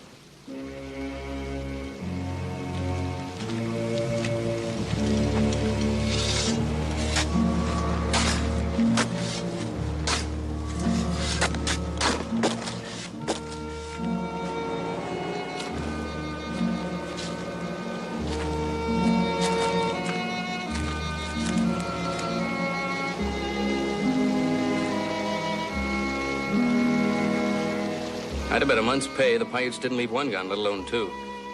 They're holdout guns, in case of trouble in the saloon. Old Pete kept them on a shelf up under the bar. The Paiutes were so busy grabbing whiskey, they didn't think to look. So how come you remember they were there?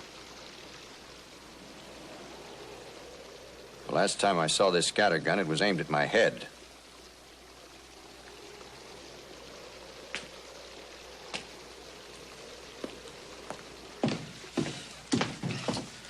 Field glasses, compass, and cap. That colonel must have kept one of everything in the army, I reckon. Well, add 20 buttons to that list. Yes, sir. How you making out? All this stuff's ready to go, Jim. Good enough.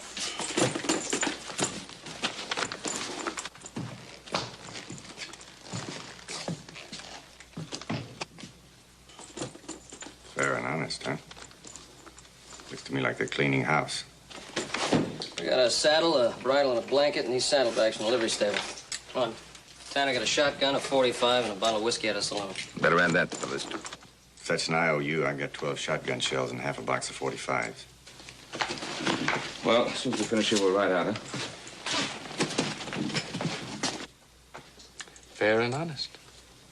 And a waste. Everything in this town was owned by somebody out in that graveyard.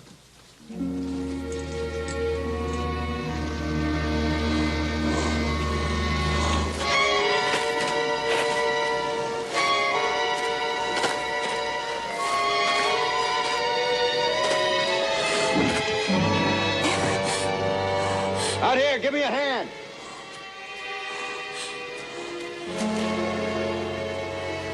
You'll be all right. You'll be all right. You don't know me, ma'am, but we're going to take care of you. You're safe now.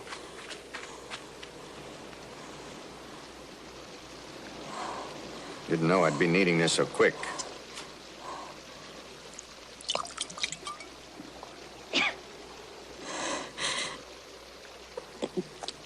Mr. Staley's dead. The Indians.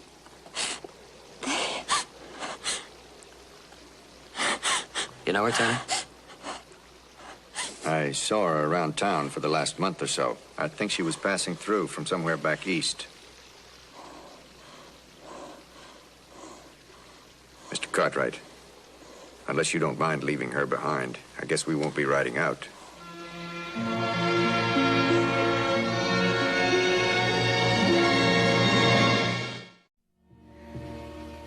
And within 2 hours, everyone, the whole town was running for their lives. They were loading up wagons, buggies. Everyone had a different idea which direction to go.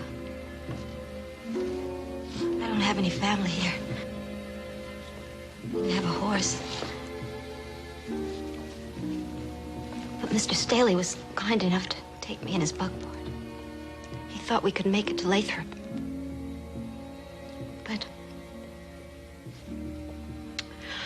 only an hour or so from town, near Rocky Point. Miss Burns, you don't have to talk about it. No, I want to. Somebody has to know. Suddenly, out of nowhere, we saw 3 of them. Mr. Staley told me to get off the wagon and hide in the rocks. He almost pushed me off. And then he whipped the horses into a run so the Indians would follow him. He maged over the ridge and they galloped after him. Quite a man. Later,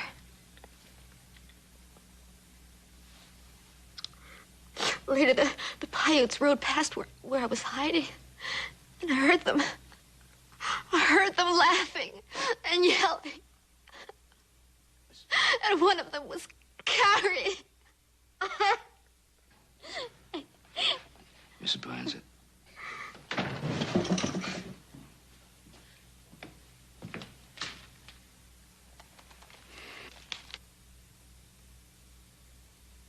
You're right. I'm Josh Tanner, the man they said killed Billy Coulter. Cartwrights know they found me in the jail. Everything all right out there? So far. Kennedy sent me in to rustle up something for supper. You'll find plenty of grub over there.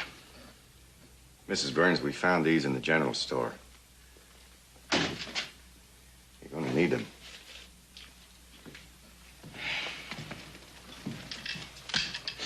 I know I'm delaying you. Mrs. Burns, the Paiutes have come and taken whatever it was they wanted, and they've gone. We're just about as safe here as any place. Till tomorrow, maybe. You're going to get yourself a good rest tonight, and we'll all be ready to ride out early in the morning. Tanner, I'll relieve you at sunset. Thank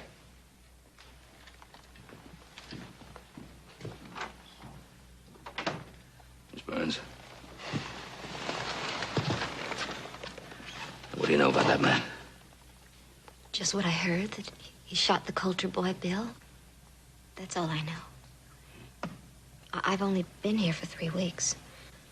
I've been waiting for my husband to send me stagecoach fare from Virginia City. We're from Ohio, Mr. Cartwright. Paul couldn't make a go of it, and he's trying to work something out in the silver mine. You know, we're from Virginia City. Yes, your son Joseph told me. You never should have left, and I never should have started out. Sorry. Guess that's not the right thing to say. It's just that I don't feel I'll ever be a pioneer woman. And I hate to admit it. I'm afraid. Ma'am, let me tell you something. You women call it being afraid. We men call it being cautious. It's just about the same thing.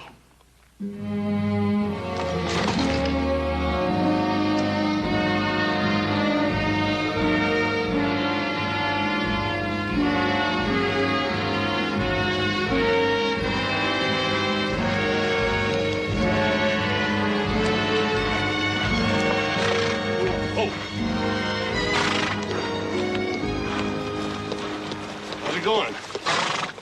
Well, I think these horses would feel a lot better if we let them run free. Yeah, man, they would at that, but Paul wants them led, that's the way it's going to be. He's the boss. They're his horses. They're good stallions. Fine as I ever saw. You know, if the Paiute knew there were animals like this around, they'd come howling over that hill 150 strong. You seem to know them pretty well. I had a little horse ranch of my own till they came howling out of the sunrise one morning. You all right, ma'am? You need some water or anything? No, I'm fine, thanks. We gotta get them moving. Come on, come on. Get 'em.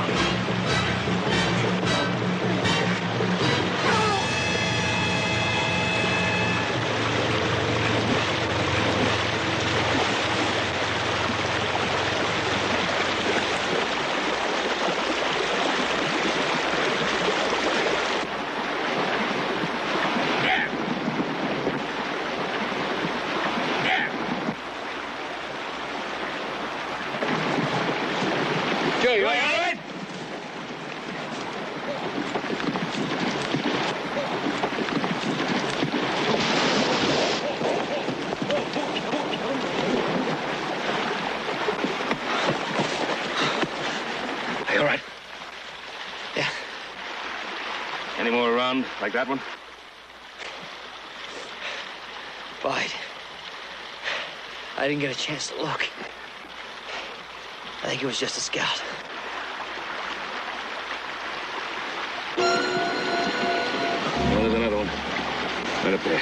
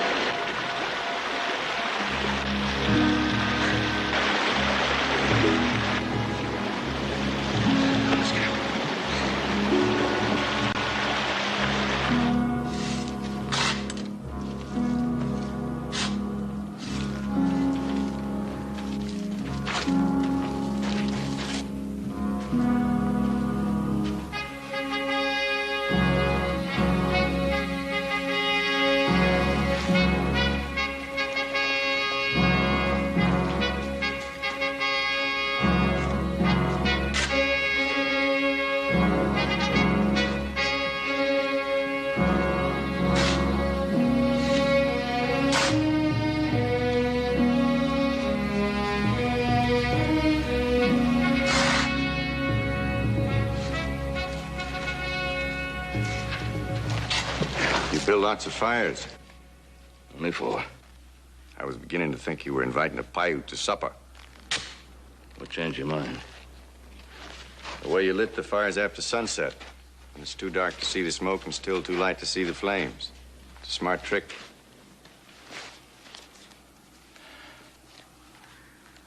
How are the stallions? Well, they're bedded down, resting easy. I see what you got in mind. If the Paiute come onto our track, they'll think we're a column of cavalry. They find this camp with 4 cold fires, bits and pieces of soldiers' gear sticking out of the grass. They'll be sure of it. I hope so. They may find out pretty quick. Huss told me he thought he saw a flash just before sunset. North of us this time.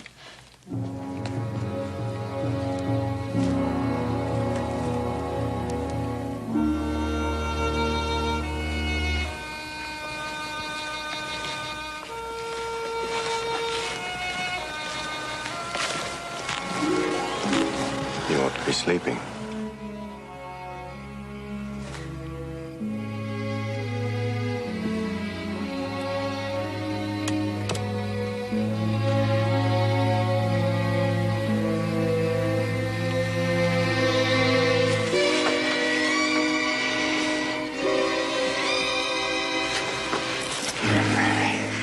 Doesn't matter.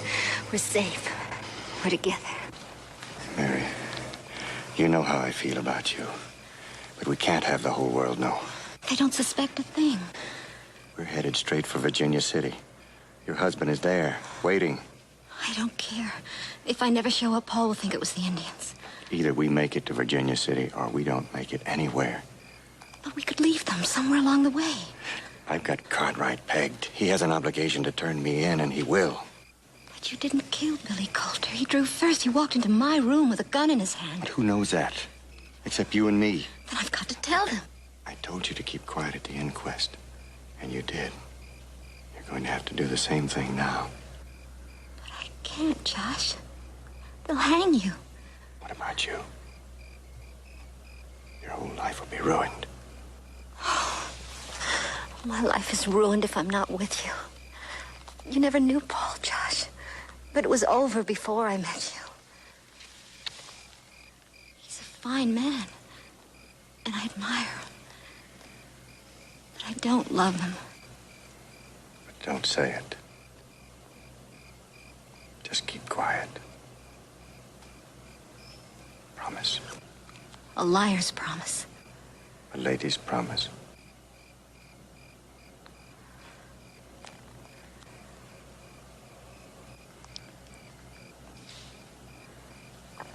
I promise.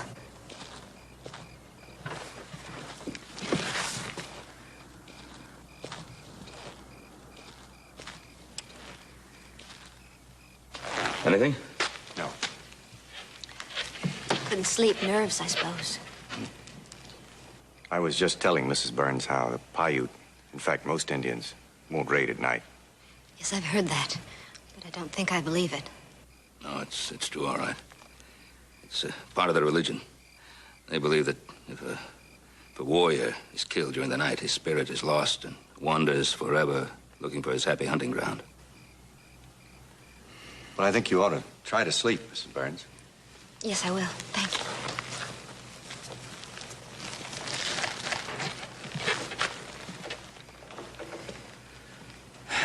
Well, we'd best be ready to move out at dawn. Huh?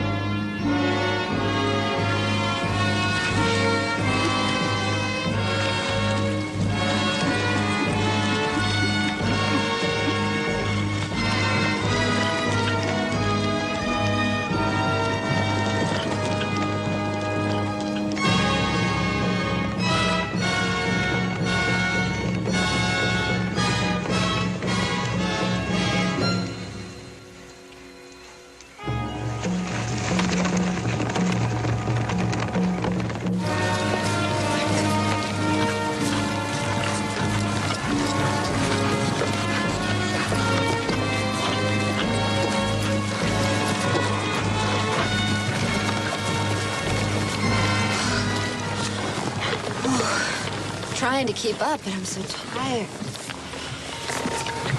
Can't we rest for a little? Not if you want to keep that pretty hair of yours. We've got to keep moving. Here we go.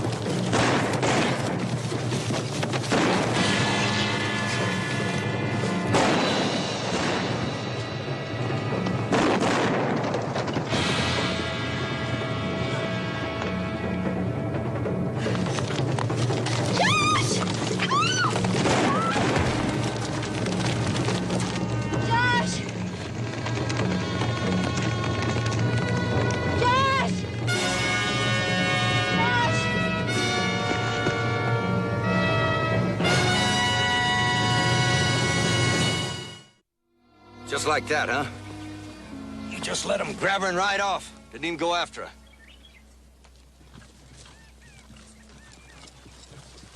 Well, that figures. You had to save your expensive stallions. You got a good-sized gash in the back of your head. Cleaned it best I could. Thank you for that. Your gun's on the ground right behind you. Next to your hat.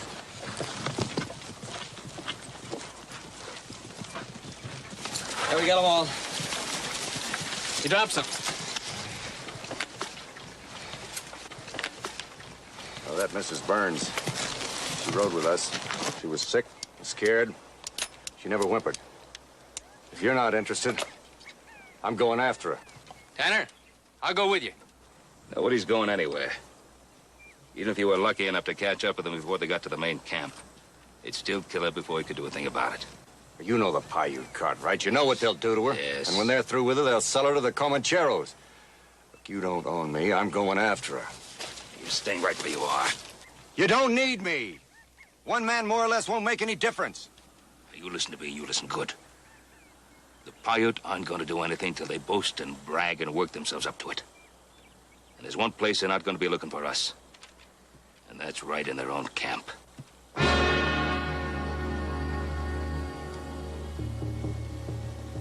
We're all going? Yeah, all of us.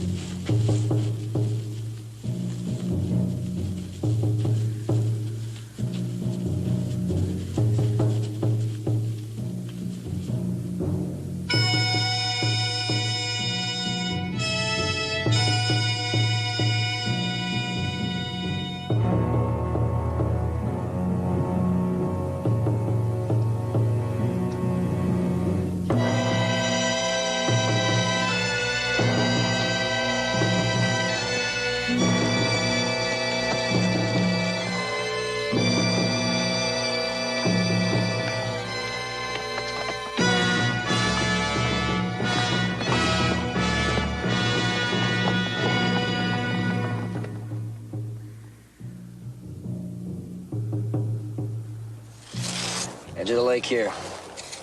Got a rope corral right in here. Teepees set in here. Now, when we were in luck, it's not the main camp, just a raiding party. Can't be more than 25, 30 Indians. I noticed a guard in front of this end teepee. I figure that's where they got Mrs. Burns. Well, head-on attack won't work. Miss Burns will be the first one killed. Paul, those Paiute mares in that corral. If they could see or smell our stallions, they'd run with them, if they could get out of that corral. It's a pretty solid rope corral. Somebody have to get in there and cut it. The wind's toward the lake. We could time it right to the minute. Is there any ground cover there at all? Yeah, there's some here. You'd have to stay pretty low. You're thinking of that guarded teepee. That's my job. I lost the lady. I'll get her back. It's a two-man job. You can't do it yourself. My kind of work. All right, that's yours. Joe, the corral's your job. Right, Pop. Horse in the timber. The saddle horses. Now, I'll bring 3 stallions right down here.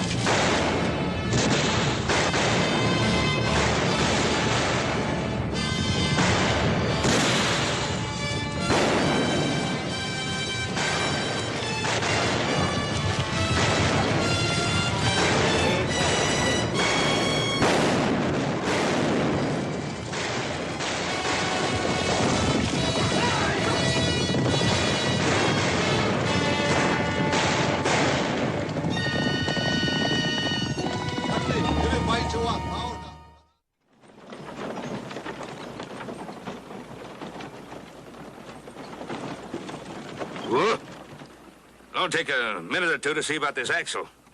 If you want to go see the sheriff, he's right over there.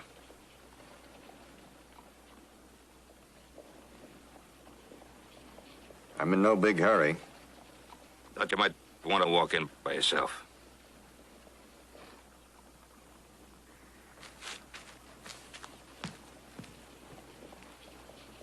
I'm going to tell him everything that happened. Mary, maybe that'll help me, and maybe it won't. But sure as shooting, it'll ruin your life. I don't care what people say about me. I care. Especially when the things they say are ugly.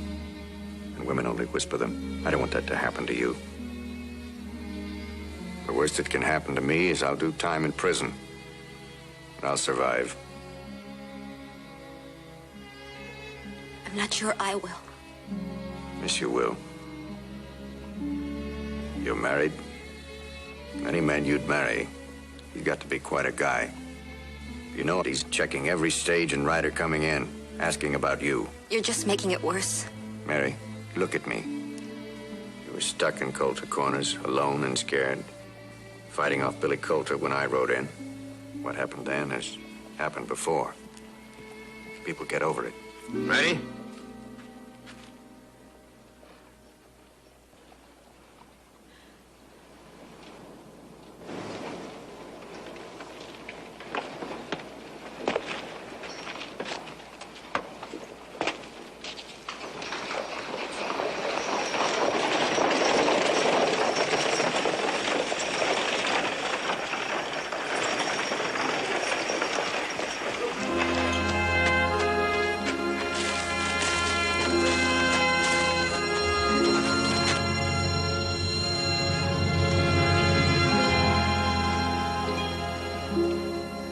I got no choice.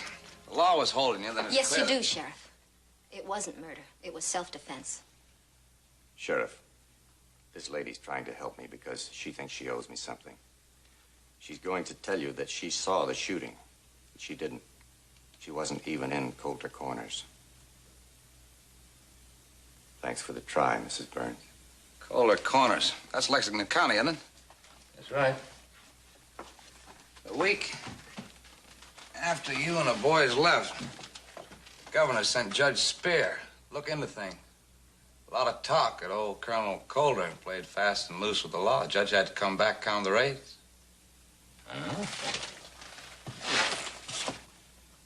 Hear that, Tanner? Yes, I did.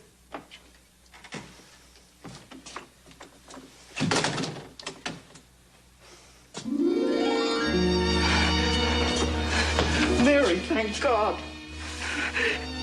You're safe. We're together.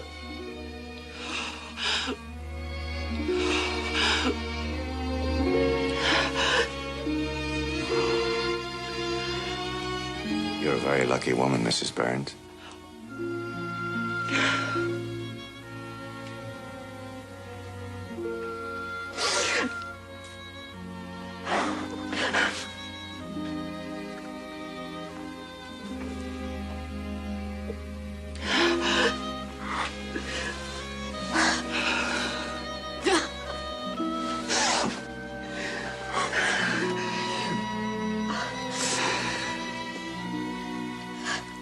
Paul, these are the two men that saved my life. Mr. Cartwright. This is my husband, Paul. Mr. Cartwright, how can I thank you? No need.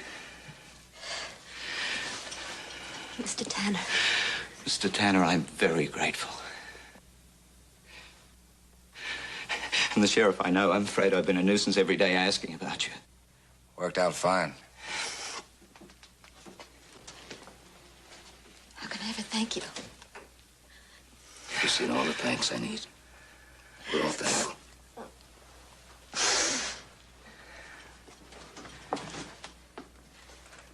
Mr. Tanner. Thank you for everything. Goodbye, Mrs. Burns.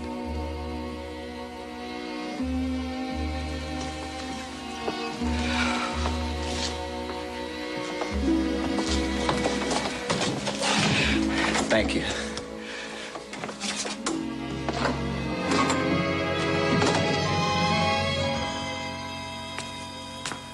I could do, dear, was hope. It sounded so horrible. What wonderful men to bring you through. Yes, you'd have liked them. They were fine men.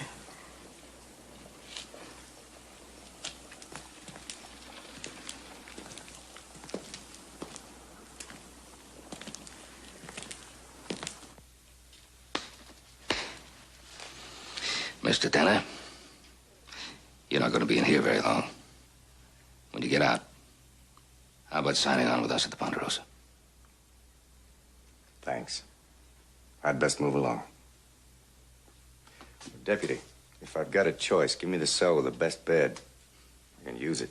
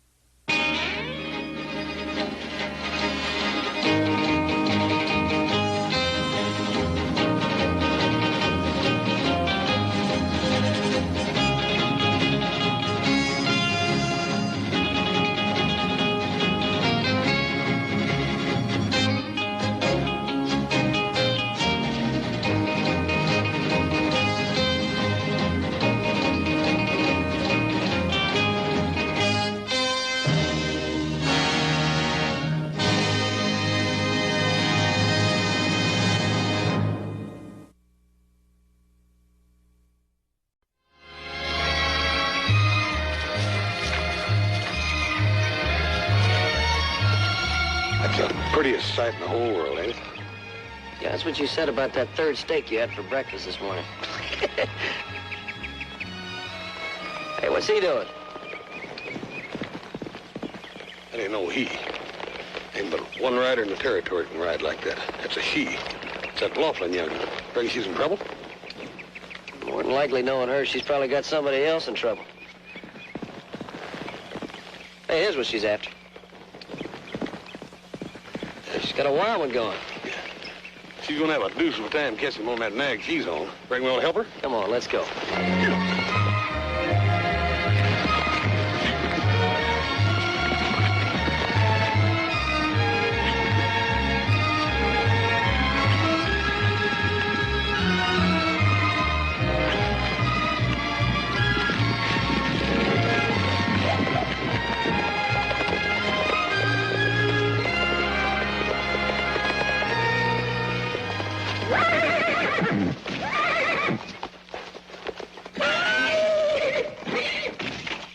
Get your rope off my horse. Yeah, now, wouldn't you say I was a height and brass horse, considering you happen to be on our property, dear? It doesn't make any difference. He's wild and you know it. I started chasing him up in the hills. It ain't my fault he ran onto your property. Are you kidding? Now, what chance do you think you would have had of getting him if Hoss and I hadn't helped you catch him? Get your rope off or I'll cut it off. And if you give me any more trouble, I'll lop off your ears. Joe, I believe I'd go along with her. You'd look funny without them 2 ears. All right, simmer down. We're just kidding you. It's your horse. I gotta admit, I envy you. It's a fine-looking animal. Maybe we might be able to make a little deal on him once you get him saddled, bro. He ain't for sale to you or to anyone else. Now, get your rope off. Yes, ma'am.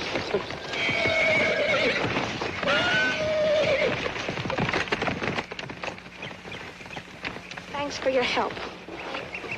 Anytime, ma'am.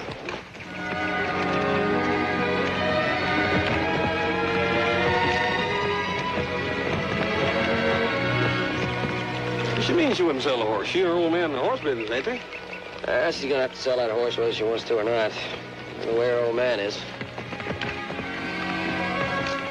I reckon he'd let her keep a lame cow if he got a dime for it. Yeah, let's get home.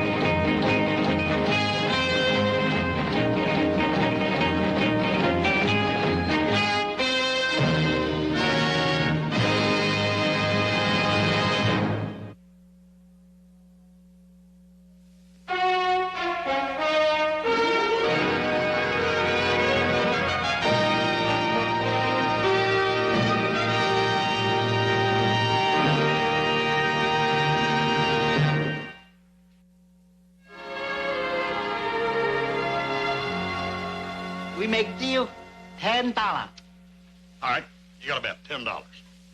Hey, don't tell me he's got you betting on that Chinese lottery again. No. I done lost enough money on that, Joe. No, we're betting on the annual stake race. You're betting on the annual stake race? Yeah. That's my name. I'm in the stake race, you know, of course. Yeah. Well, if you're both betting on the stake race, that means one of you is betting against me. Hop Sing bet on you last 2 years, little Joe. Both time lose shirt. This year, bet on Tommy T. Tommy T. Well, I'm glad to see there's one member of the family who's loyal. Yeah, well, Joe, as a matter of fact, see, I'm a little short on shirts myself, so I bet on Flasher. Don't be too disappointed, Joe. I'll bet on you. I might even go as high as $5. Hop Sing, will you please get the food here? Promised Bill Porter I'd stop by his place this morning and see that bull he had shipped down from Oregon. Hey, I'll go along with you. I kind of like to stop off at the Laughlin place, take a look at that horse we helped Trudy catch. Oh, yeah. You two been talking about that horse so much, I'd like to see myself. Hey, Hop Sing, hurry up, will you? You're slower than Tommy T.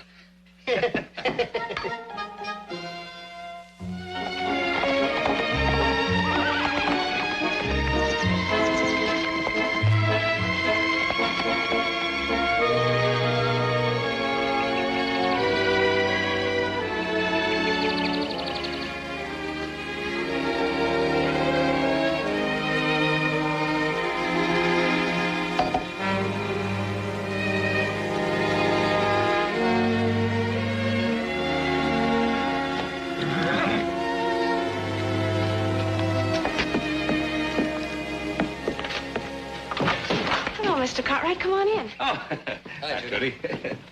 Father around? He's out in the barn. I'll go get him. Oh, thanks. Oh, what do you want to see him about? About that horse we helped you catch. We'd like to make your pa an offer on it. Well, he ain't for sale. I told you that. Oh, well, boys tell me that he's an awfully good horse. Animals like that are hard to come by. You should be able to get a good price for him. He ain't for sale. The horse is mine. Trudy. And my pa don't know about it. How are you, sir? Laughlin? Ain't often my good neighbors, the Cartwrights, come to call. Join me in a drink? Thank you, sir. No, thank you. I just drove by for a moment.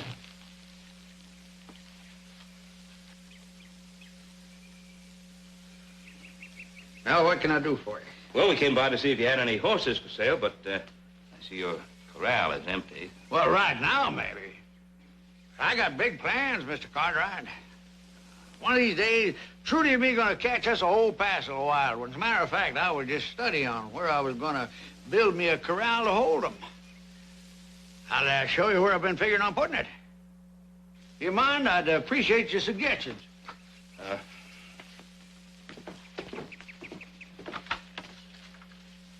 I guess I gotta thank you for not giving me away. Forget it. Look, you got that horse hid out somewhere, and that's none of my business, but... You know, your pa's gonna find out about it sooner or later. Oh, no, he won't. Not where I got him hid. I got him up at the far end of Lone Pine Canyon. Pa doesn't go up that far. You know how it's been since Ma died. Yeah, your pa hasn't done so well lately, has he? Ain't his fault. Got real sick after Mom died. Hasn't been able to work like he used to. See, I gotta help him, Joe. That's why I got that horse head out. Want to keep him for breeding stock. Get a real fine horse ranch for Pa. Trudy, you can't do it all by yourself. Yes, I can. Catch a few wild mares. Ain't never seen a horse like my Bonanza. That's what I named him. Yeah, that's a good name. Got him saddle broke already, and I tell you he's the fastest horse anywhere. Maybe you don't have to wait for that ranch. You can have it right now. Look at this. It's a stake race, $1,000 prize. But Bonanza's as fast as we think he is. Why not enter him? Think I could? You got nothing to lose. Think about it. I'll see you.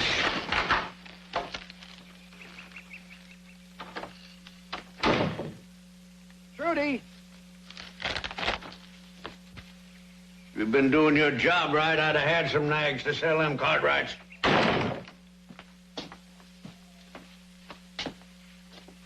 Where is it? In the wood box.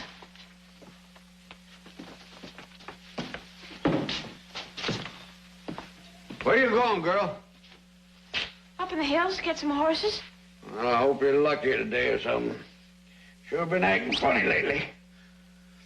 Well, you don't seem to care much that your old pa ain't got as much as the price of a jug to ease his misery. Everything's gonna be different, Pa. You just gotta believe me. I know it is. Oh, sure. There's a pot of gold and the rainbow, too, only you've been digging the wrong end. Pa. All right, go ahead. Only find something to sell them Cartwrights here. I hear. And everything's gonna be all right. Don't you worry. You know, Branca, we got a lot of riding to do. And you know why? Because I'm gonna enter you in a race. A race that'll win us more money than I ever dreamed of having in a lifetime. $1,000.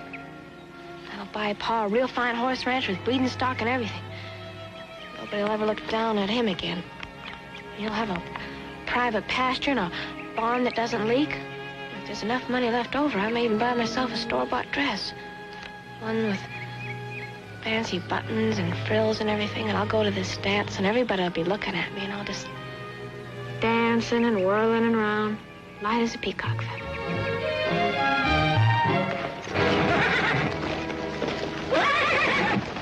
Hey, Branca, whoa!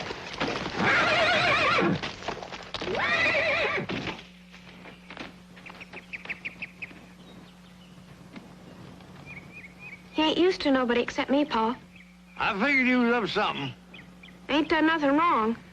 Sure got yourself a fine animal.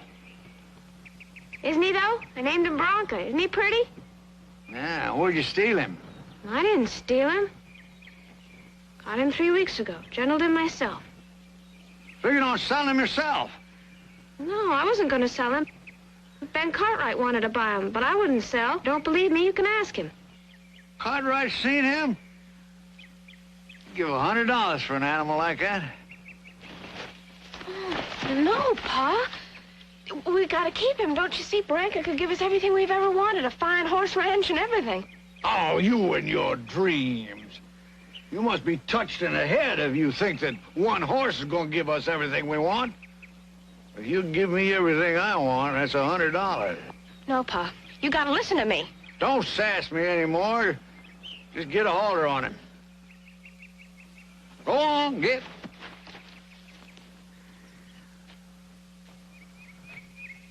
You can't be serious, Laughlin.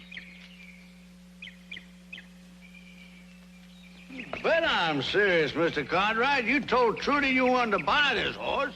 I'm telling you, I want to sell him. Even after she told you what that horse might mean to both of you?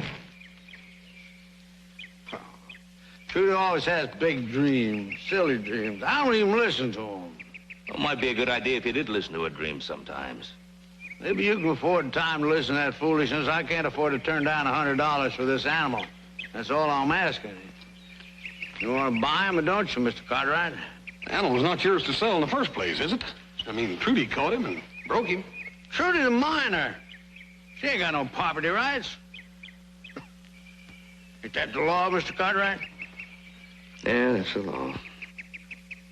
Well, then we got a deal. No, I don't want any part of it. Yeah? All right. Find somebody else to buy him. We'll have no trouble finding an animal like this one. All right, let's go, girl. Please, buy him, Mr. Cartwright. Somebody's going to anyway, and I'd rather you all had him than anyone else. So you wouldn't be so far away from me. All right, Trudy. I come in the house, I'll get you a bill of sale and your money.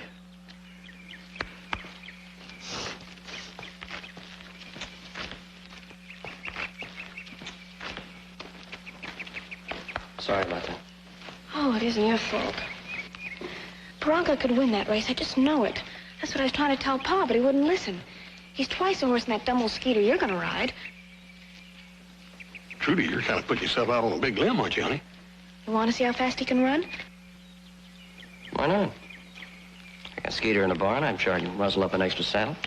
Well, brother, it looks to me like you got a race on your hands.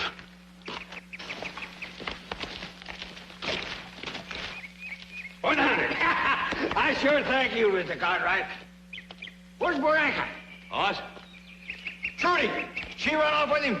She sure did. She left here on the dangest cloud of dust you ever seen. Huh?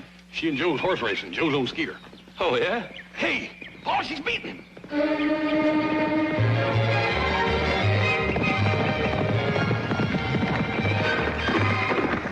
Let's go. Yeah, look at that little gal riding.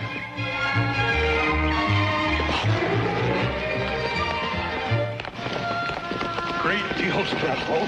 She beat him 7 ways to Sunday. Congratulations. He's a great horse. You take good care of him, won't you? You know I will.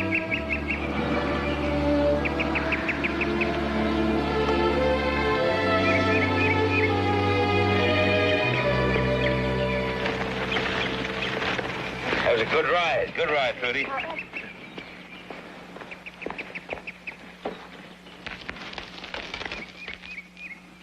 Tried to tell you, Pa. But you wouldn't listen.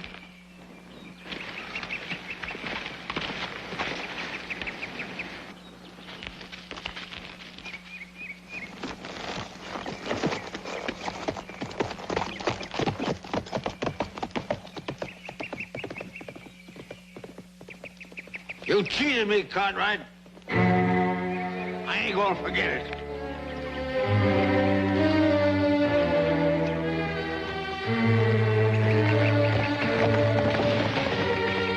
Well, if Laughlin thinks you cheated him, won't you give him his money back so Trudy can keep her horse? I could. Walk those horses around real good. Let them cool out before you put them up.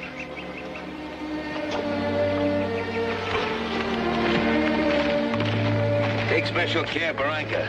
Don't want anything to happen to Trudy's horse now, do it?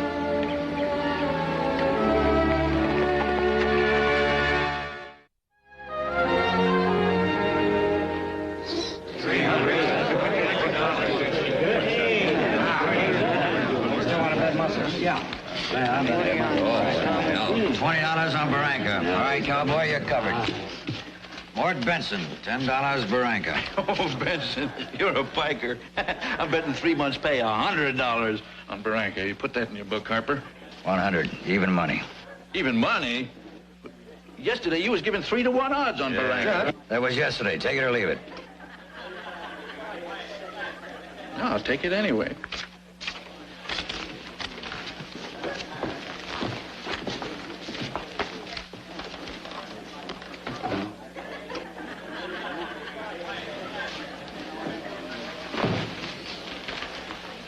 Hey, old-timer.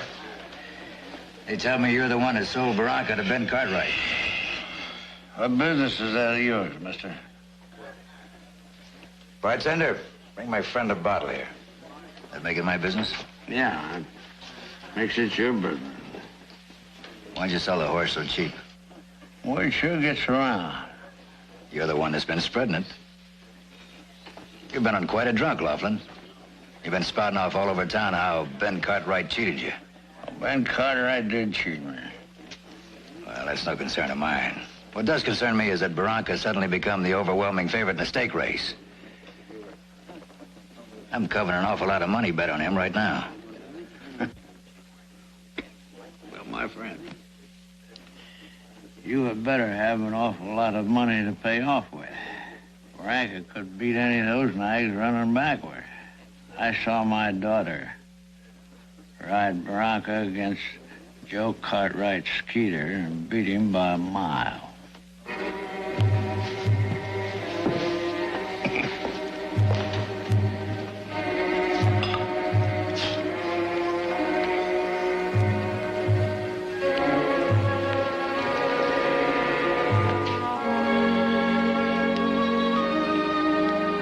It wasn't my fault, Barranca. I mean, I tried to hide you. Things just didn't work out for you and me. Don't you worry. Someday when I have lots of money, I'll just buy you back. You really love that horse, don't you, Trudy? I wasn't doing nothing. Well, you're just talking to a horse. Sometimes that's real important doing. I guess I should have asked you folks whether they could come out here. You're welcome anytime. Thanks, because that's just fine, because he's the best friend I got. Yeah. You plan on staying a while, or ain't you afraid your pa might miss you? Well, Pa's got money in his pocket now, so he's down at the saloon every night.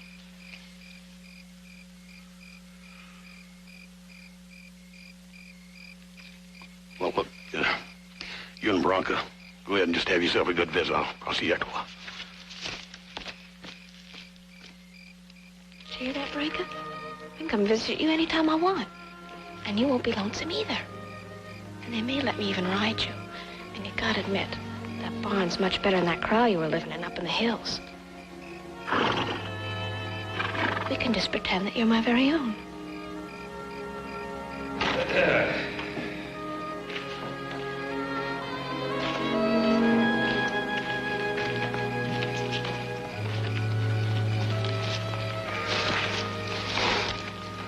Oh, what's the matter, Mr. Cartwright?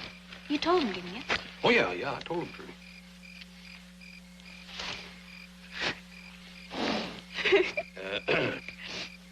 Trudy, we have a proposition we'd like to discuss with you, sort of a business deal. Yeah, we just had a meeting. About me? Yes, about you and about Barranca. Yeah, Trudy, how would you like to ride Barranca? In the big race. Yeah, we haven't won that race in a couple of years. What's the catch? Well, yes, there is a catch, I must admit to that. If you win the race, Barranca belongs to you. Only you don't take legal possession until you're of legal age. And you only get half the prize money when you're of legal age.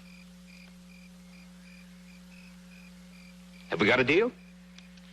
What do you think, Barranca? You think we can win that race? Okay, you got yourself a deal. All right, it's a deal.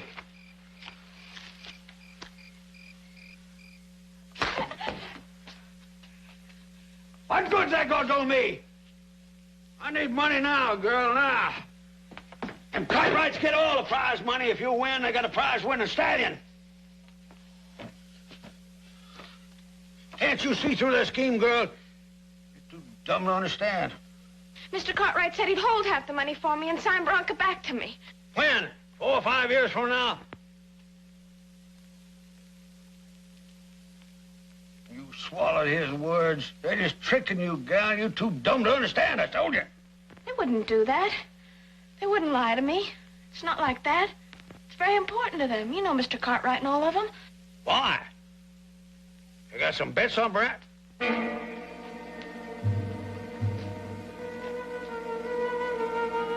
That it?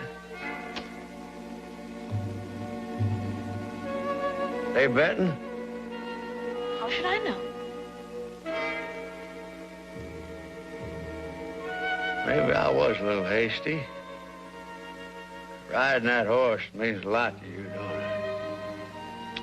Yeah, it means an awful lot to me. Come on. over here, Joe, man.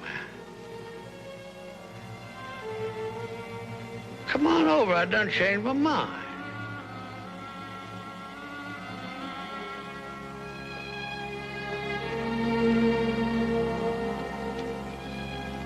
You got a right.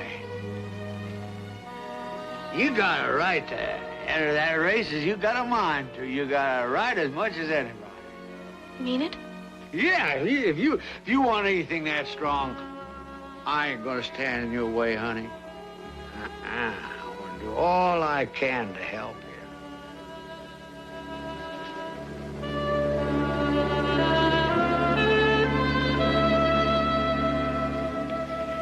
Now, wait a minute.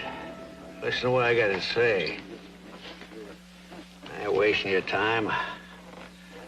How much you got on Barranca to win? I've covered close to 7,000.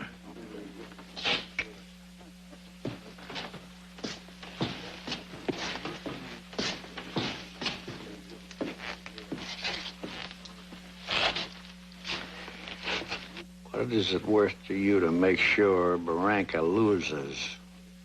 Forget it, Laughlin. You can't get to the horse or the Cartwrights. Maybe not. If I can get to my daughter. And Joe Cartwright ain't riding Barranca. My daughter is. Well, now, maybe you ain't wasting my time after all, Mr. Laughlin.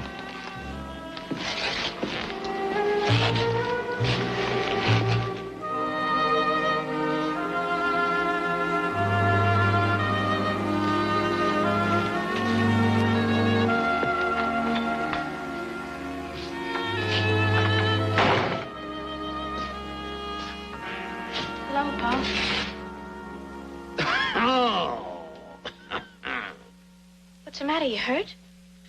No, it's one of my spasms.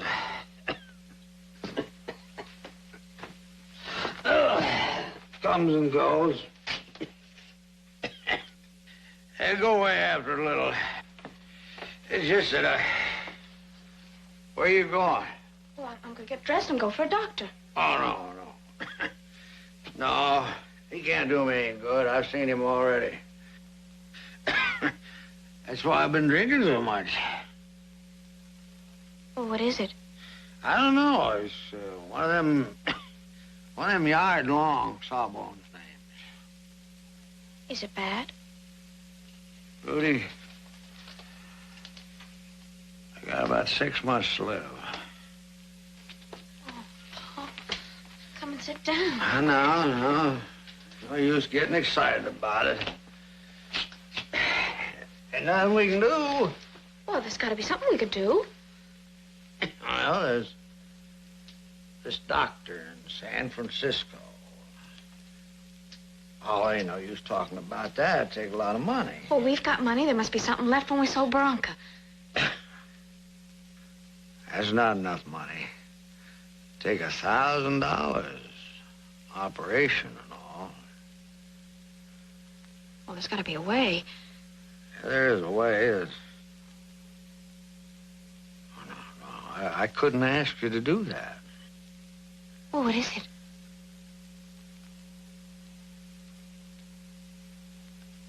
I'll forget it.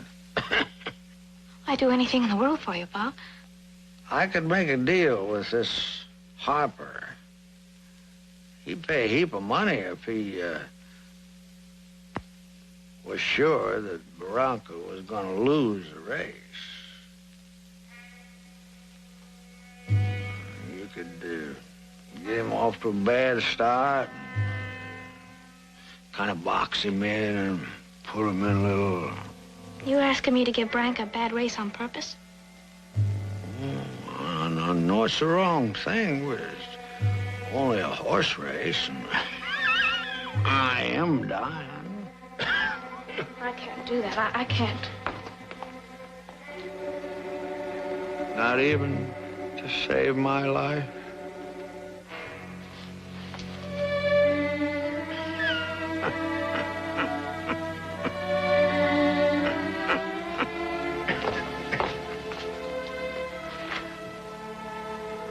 That's the way, honey. That's my girl.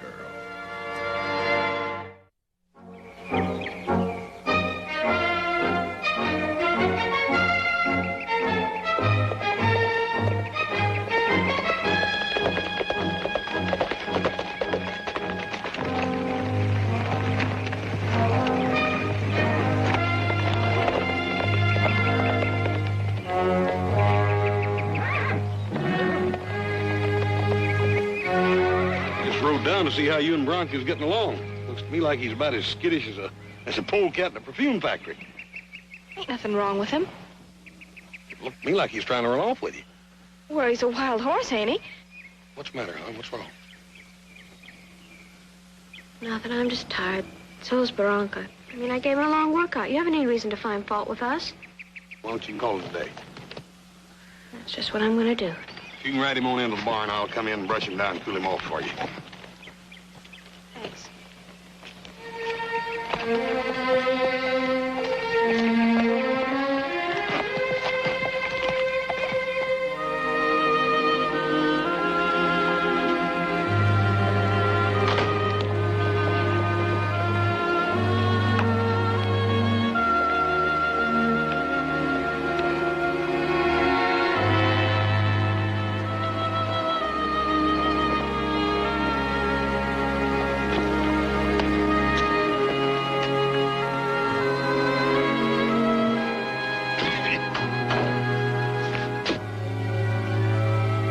Where you been, girl? Been out riding around, thinking. Only thing you ought to be thinking about is your old pa. Maybe thinking about how he ain't had any dinner yet.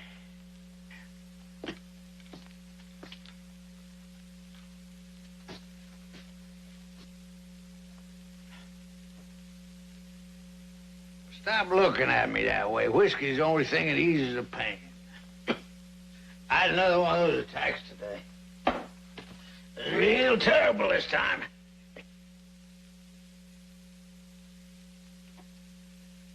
I went into town. I had a talk with Doc Martin today.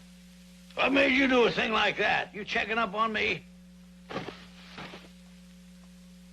Probably lied to you. Told you there was nothing wrong with me. He didn't want to worry you none. Doc didn't lie, Pa. You did. Just like you always have when you wanted to get your own way. But there ain't gonna be any more lies. Leastwise, I ain't gonna hear 'em, 'cause I'm leaving for good. Oh, no, Trudy, wait. You're right, honey. I lied, I admit it. I was wrong. But I didn't lie just for me. I lied for both of us. We can still have that ranch you've always wanted. We can have some fine horses, only you've got to stay, Trudy. You got to ride in that race. You got to ride Barranca. And you got to lose. I made a deal with Harper. If I cross him, he'll kill me. You understand? He'll kill me. I ain't gonna throw that race, Pa. I made my mind up. But I'll do one last thing. I'll see that Barranca isn't even in the race. And that way, Harper won't lose any money and you won't be in any trouble. Oh, honey, that's all I need. That's all I need. I'm not coming back, Pa. Maybe what I want is a dream. Maybe I won't find it. But at least someplace else I'll have a little chance.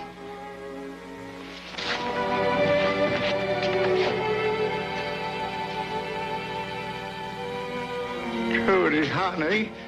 Goodbye, Pa.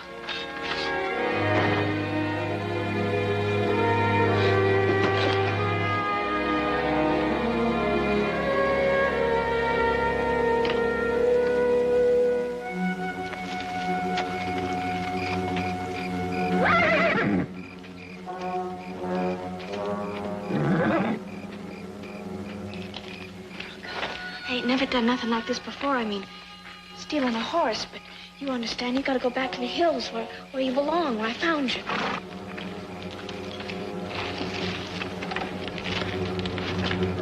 Come on, boy.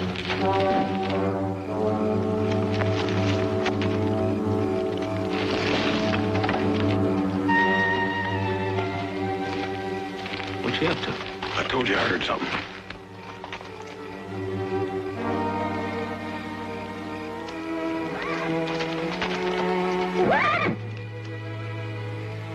Go on, boy. Go on, go back and join the herd.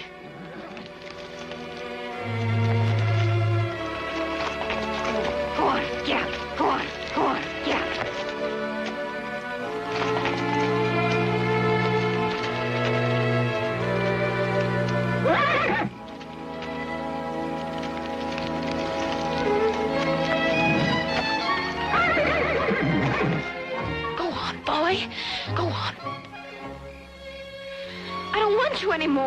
Don't you understand? I don't want you anymore.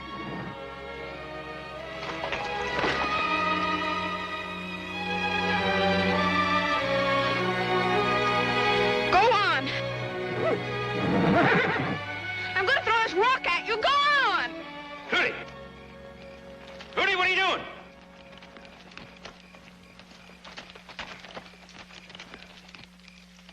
Mr. Cartwright, I can't ride Bronco in the race. I can't.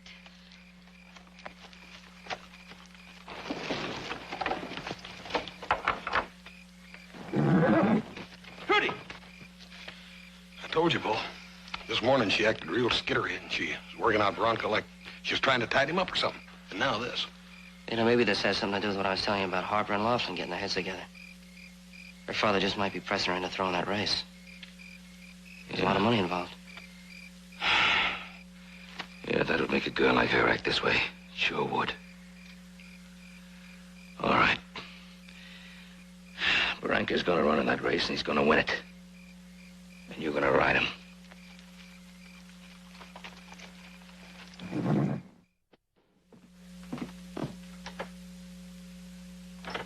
Evening, Mr. Cartwright.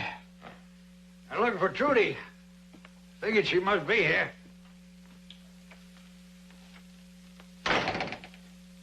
She was here before, Barranca. But if she's not at home, I imagine she's off somewhere trying to find some answers to some questions. About what? Answers to what? Oh, answers to some simple questions like what's right and what's wrong. Well, she knows right and wrong, or more me taught her. Did you? Well, now, maybe I wasn't born lucky. Maybe I don't own a big spread the way you do. But that don't give you no call to criticize the way I run my family. I'm not criticizing the way you run your family, and money's got nothing to do with this. I'm just trying to talk to you as one father to another. Well, I done the best I could. Did you? And why do you think she's turned to that horse the way she has, huh? Because she's found something to love, something alive that would return her affection. Do you know why she came here tonight? To try to run that horse back into the hills, because she didn't want him to race in a crooked race. All she wanted to do was race Barranca, and you managed to ruin even that for her. Trudy ain't gonna ride Barranca in that race Saturday, huh? No, she's not. Her son Joseph is gonna ride him. It's getting late. Well, I still don't know where she headed for. You're the only folks that she'd ask anything of. I imagine she's out there somewhere, hoping that you'll find her. Tell her something. Now, tell her what you said. I'll tell her I'm sorry about everything, too. You might try telling her something else. What's that? That you love her.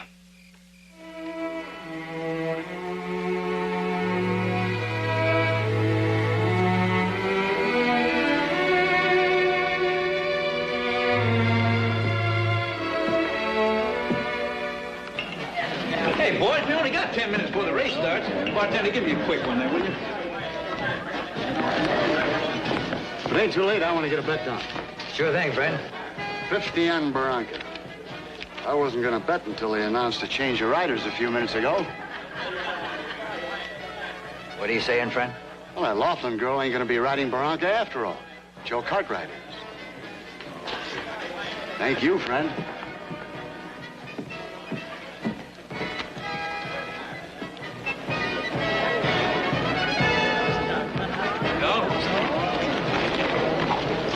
Yeah, an awful lot of people got an awful lot of money in this race.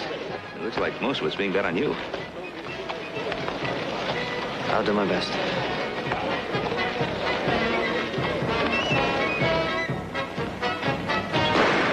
That's the 10-minute gun, gents. The next time I fire it, the race will be on.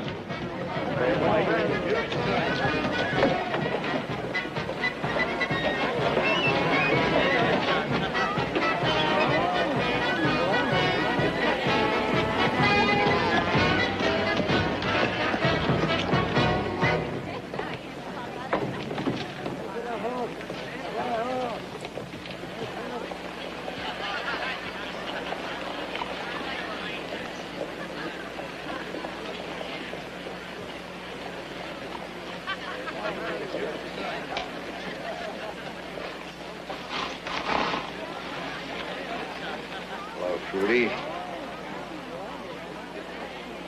Ain't got nothing to say, Pa. Trudy, when you didn't come home, I was worried. Told you I wasn't coming back. Yeah, I guess I don't blame you none for that. All I ever thought about was myself. Never really talked to you. Never realized that a young girl like you ever needed anything more than a bunch of scrub horses to talk to. You done the best you could. Oh, no, I didn't. I lied to you over and over.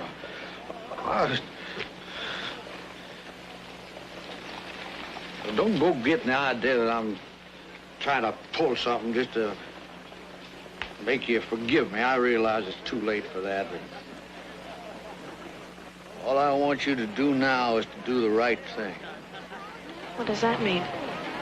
I want you to ride Barranca in that race, and I want you to ride him to win.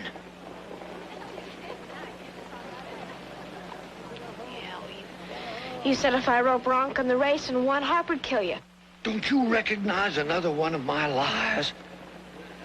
I was just trying to scare you into doing something my way. I know now I was wrong, dead wrong. Cody. Honey. You do want to ride in that race, don't you? Make all them dreams come true. Yeah. I want to do that more than anything else in the world, but little Joe's right. Oh, you just go on over them Cartwrights and tell them what I had to say, and you ride Barranca in that race. Now, go on, get. Now, just a minute. There's one thing more I want to tell you. Yeah. What is it? I'm listening. I love you.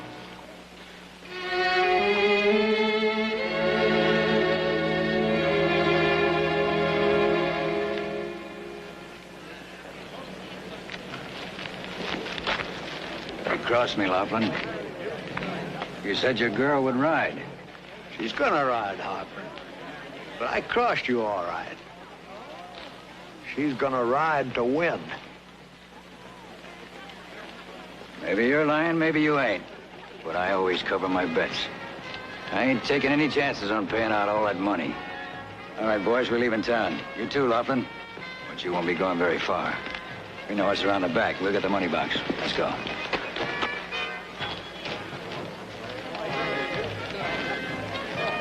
Listen, Mr. Cartwright, I've just got to ride him. I've just got to. Everything's all right now. He was lying. Mr. Harper ain't going to kill him if Bronco wins. So that was it. Please.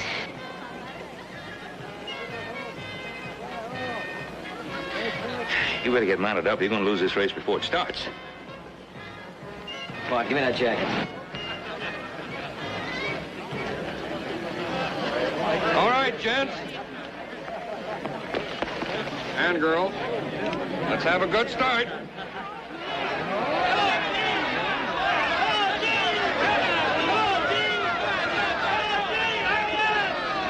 Calm down, Brady. Calm down.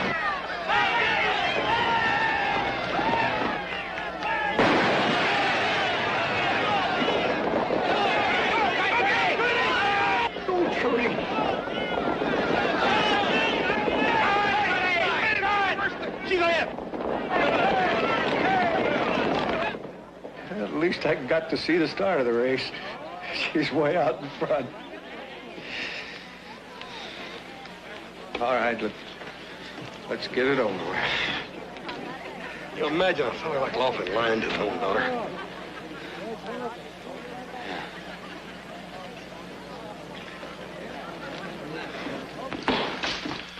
Pour me a drink, will you?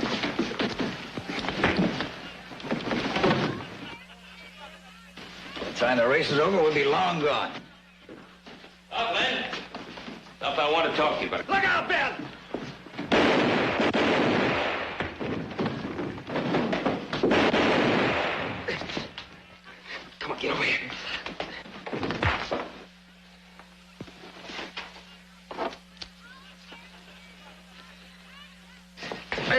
to kill me, Ben.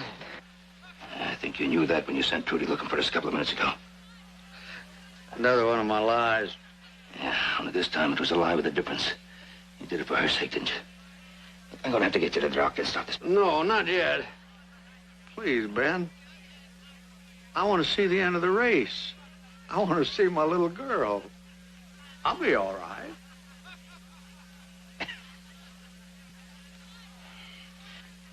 Get them over to the sheriff.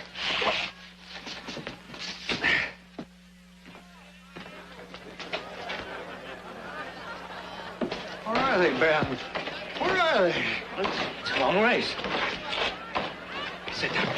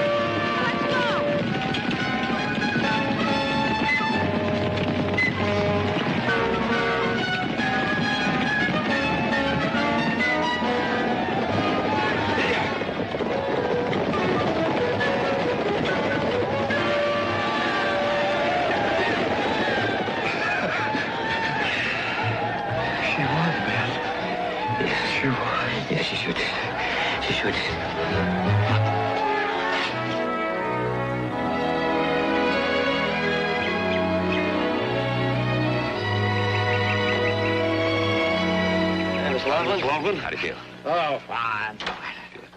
Hey. What's the matter, Trudy? Looks like she's lost her last run. Yeah. Well, she just about did, Hoss. Veronica jumped that fence last night. Trudy? Judy, we're sorry we just heard about Veronica. Yeah, he went back to the hills. He's wild again. The three of us could go out and look for him. Might find him. Could do that. If he loves to run free better than he likes me, then that's what I want for him.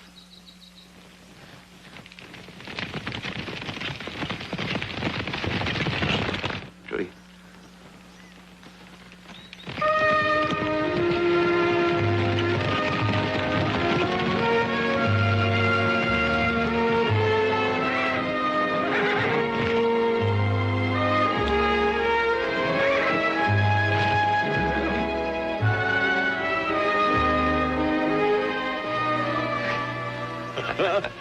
I'll be that bird. He brought his whole harem with him. Well, there's a study a horse ranch.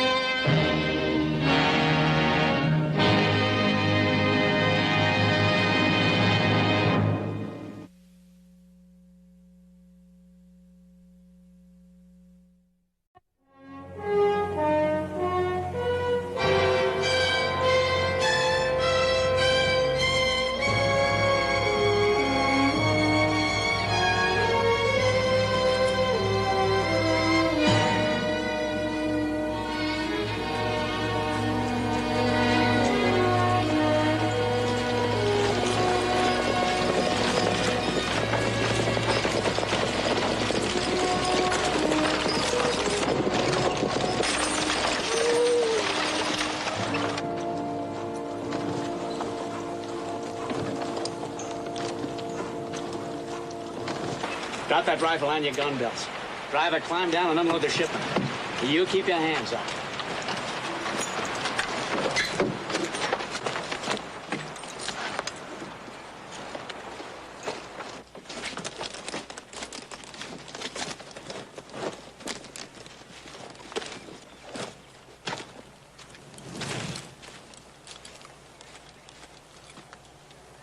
Minutes faster than last time. Not good enough. I put the bags back on the coach. All right, get your hands up, all of you.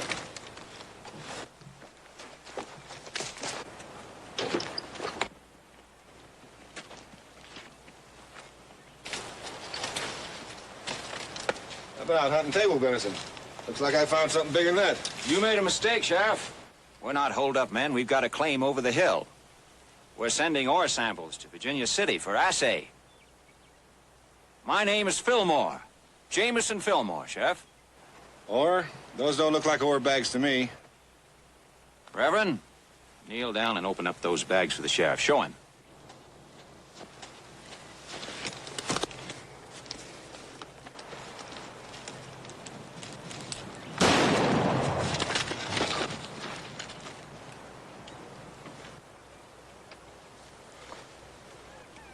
He's dead. You and your rehearsals. You fixed it this time, Fillmore. You wrecked it. Good. You're getting old, Testy. You're losing your nerve. You do exactly as I tell you. Take the deputy, put him in the coach, tie the horse behind him. You saw him on a lonely road, and you're taking him into Virginia City like the good citizens that you are. Just might work. It'll work.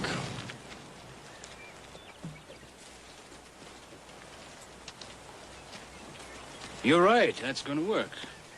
But if we do get our hands on that currency shipment, we've got the Ponderosa to cross, posses everywhere, and the best trackers in Nevada on our trail. You're losing faith in me, Reverend. Oh, no. But I spent 4 years in prison, and I'm not particularly anxious to go back. Reverend, you're gonna go on preaching the gospel to these poor lost souls until I tell you to stop. For your information, there won't be any trails to follow. Because we're going straight across Lake Tahoe. And we're going to do it in Ben Cartwright's brand new boat. Boat 7,000 feet in the sky. And we're going to use it on the biggest holdup ever pulled.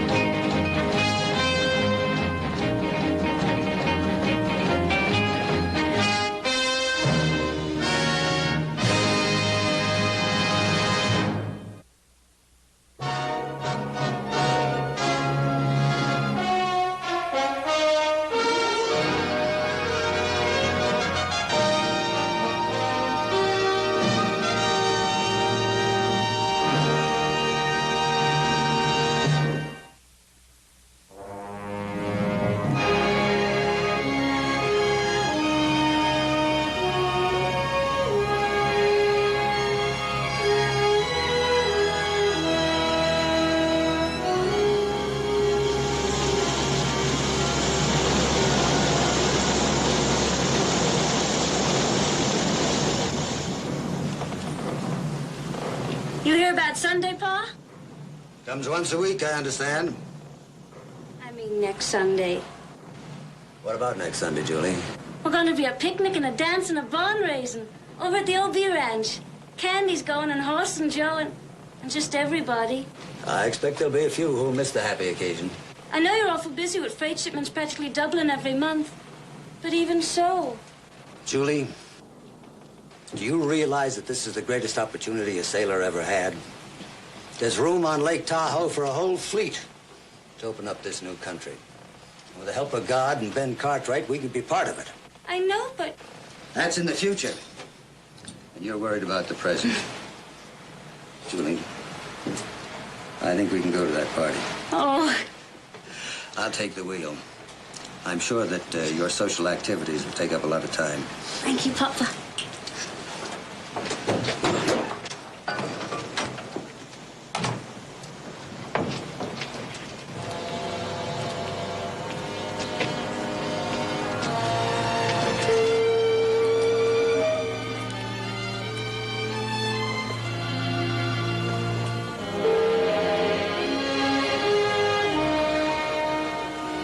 Captain Larson's got her right on time. Pretty as a $40 colt, ain't she?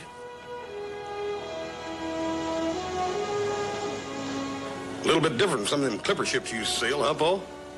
Yeah. I'll tell you, she's gonna be all right. Till we get some good roads, that's the best way to carry heavy freight around here. She'll pay her way and then some.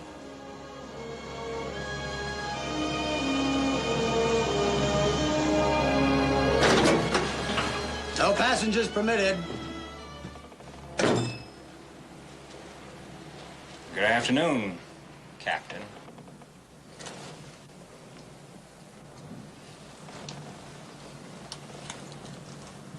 When did you come aboard? Oh, I hopped aboard just before you left the South Shore. You were busy, Nels. Nice. Almost as big as the place we once shared together for so long. Cell 241. Cell block D, in case you've forgotten. What do you want? An introduction to Ben Cartwright. I am Jameson Fillmore, lumberman from San Francisco.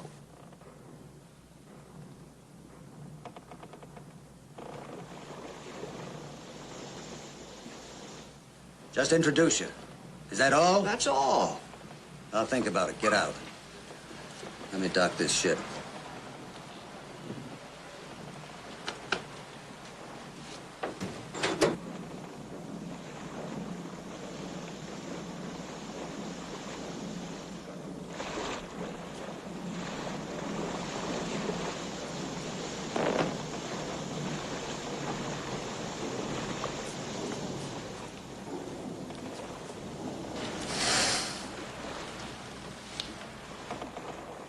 Tell you one thing, Caddy, it's a good thing I'm running that cow camp instead of you. You throw that rope, I don't think you'd catch anything but a cold. Not a rope, landlubber, it's a line. Oh, I'm sorry. Papa and I will make a sail out of you yet, Candy. I wouldn't count on that, Julie. I still can't make a cowhand out of him. Why, he handled the boat practically all by himself last 3 times. 3 trips. Only hit the dock twice. That's 1 out of 3. That's not too bad. Don't try to explain my skills to him, Julie. He's jealous because I get to spend so much time with you. Hey, wait for me, Captain Kid. I'll give you a hand. Thanks a lot. Julie? Hi. Well, Nels, have a good trip? Fine, fine. Thank you, Mr. Cartwright. Got the mail, huh? Good. Yeah. I'm afraid there's bad news in the paper. Friend of yours, wasn't he? Yes, he was a friend of mine. Nels, did you hear anything around the lake? No, sir. Not a thing. This is shocking. I tell you, this is just terrible. I heard about this yesterday on the South Shore. What is this country coming to when even the officers of the law can't ride the roads in safety? That's what a lot of people are wondering, sir. Mr. Cartwright, this is Mr. Jameson Fillmore, the lumberman from San Francisco. Fillmore? How do you do, Mr. Cartwright? Yes, sir. Cartwright, owner of the Ponderosa Ranch and this fine stern-wheeler? That's right. Well, that's quite an achievement, launching a ship this big so high in the mountains. Well, Mr. Fillmore, I consider it a great achievement. And I can say that because I had nothing to do with the building or the launching of it. It was brought up piece by piece, on muleback, right up the side of the mountain. By the man who had the vision to do it. I merely bought it from him. Are you in the lumber business, are you, sir?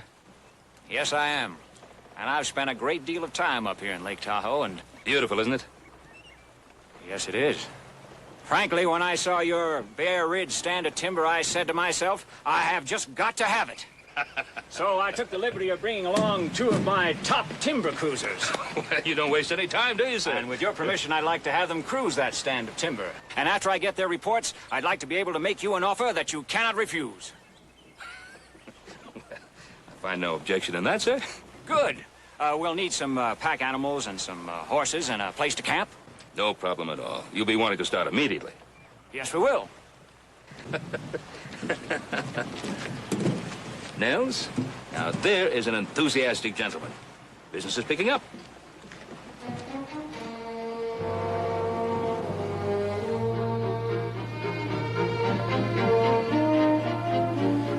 You made that introduction sound legitimate, Nels. Real legitimate. Understand one thing. I won't see Cartwright hurt. You make one wrong move, and I'll tell him. You and all your men are ex-convicts. Well, you say anything, and you'll go back for consorting with ex-convicts. You know, I was thinking, Nels, maybe there's some way I can help you raise enough money to send Julie back east to school. As I remember, that's all you used to talk about when we were roommates in apartment 214.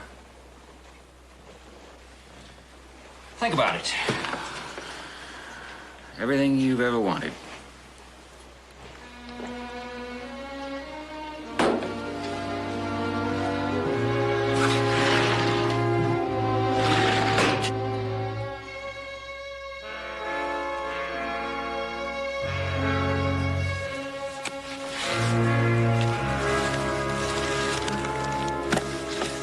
At the bottom of the grade, the Reverend will be waiting in the middle of the road. We stop at the stagecoach. Take out the currency. Remember, this time, it's $1 million. We load it into the Reverend's bag among his hymn books and his religious tracts. Well spoken, brother. Now, when the law hears about the holdup, they'll block the trail. They'll search the area, even for days. Yeah. Testy, what do you do? We go right for the North Shore boat landing, across this hogback, down this draw, because that's the fastest, and then in that boat of Cartwright's better be there. Dixie'll be there, because Fillmore and me are going to make sure. Reverend? I ride through North Meadows. If I meet somebody, I start thumping my Bible. If it's a posse, I tell them I saw 3 riders headed away from the lake into these mountains. You're forgetting something, Reverend. Something absolutely essential. You do not hurry. You are a preacher with all the time in the world. I don't sweat. I don't strain. I don't lather my horse. And if you ever again raise your hand against me, I'll kill you. I'll do my job. And I'll make it look good. Good? Perfect. Every man, every move.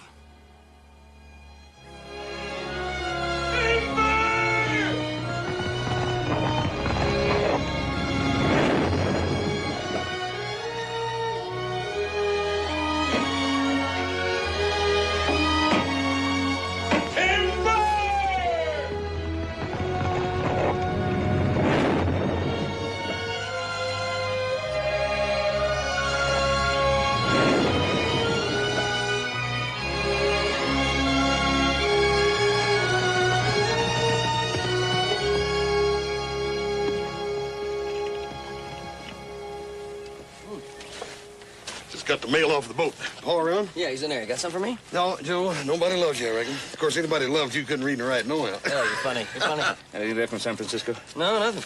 Why, expecting something? Oh, I wrote to the bank in San Francisco for some references on Mr. Fillmore. Although I don't really think we need any. He seems to be a gentleman, and he certainly knows the lumbering business. Maybe he knows it. I don't think too much of the fellows that work for him, though. Very hard to find good workers these days. You know, Hoss, even in the bosom of one's own family, it's difficult to find a hard-working young man.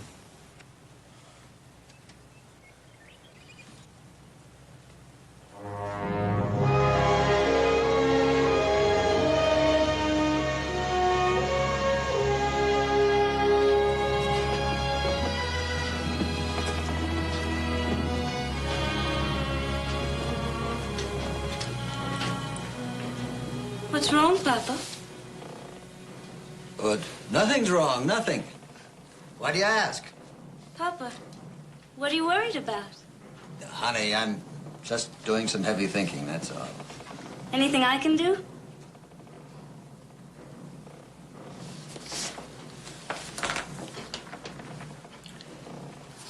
You already have.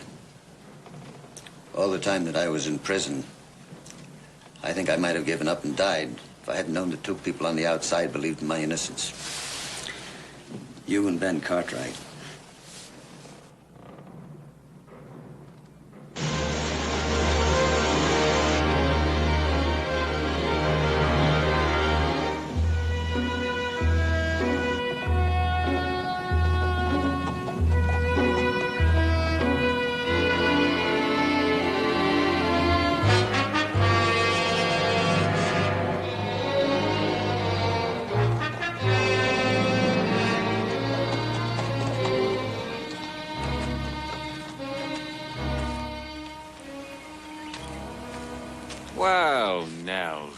We were just talking about you. Step down. Say hello.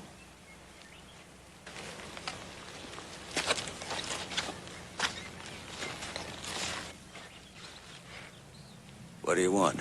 Settle a wager. You know, we sit up here all day watching all the activities down on the water. And who should we see an hour ago getting on a horse riding away from the dock? But our old colleague, Nels. And where should he be heading? But on the only road leading to Ben Cartwright's logging camp. I work for him. I can talk to anyone I want. But not say anything you want, Nels. So you finally decided to be a hero. Throw caution to the winds. Warn Mr. Cartwright, huh? No, sir. No, not anything like that. You told me that you're not planning anything. I believe you. I believe all of you. Yeah, we're old friends. We've been through the mill together. Why should any one of us hurt anybody? Where's Papa? I haven't seen him. Well, he was only going to be gone an hour. I took a nap, and when I woke up, we're due to sail in 20 minutes, and Papa's never late. He and Ben Cartwright probably got to talking and forgot the time. I'll ride up there and meet him if it'll make you feel better. No, that's all right. I'll do it. You got to get the Dixie ready to sail. You're the captain now, right? Right.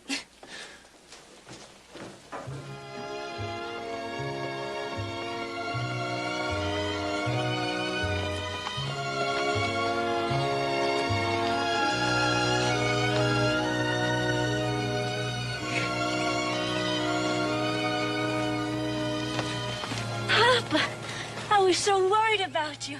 10 minutes before sailing time, and you sit here resting? Hey, Papa! Papa! Please!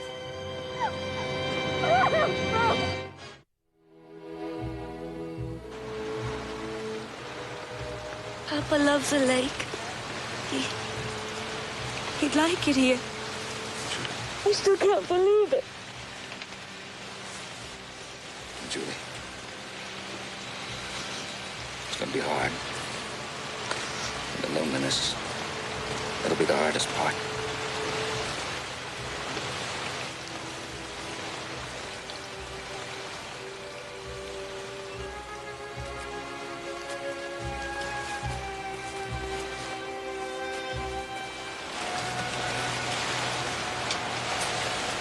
We found plenty of tracks, but lost them up in the shale. It still looks like attempted robbery.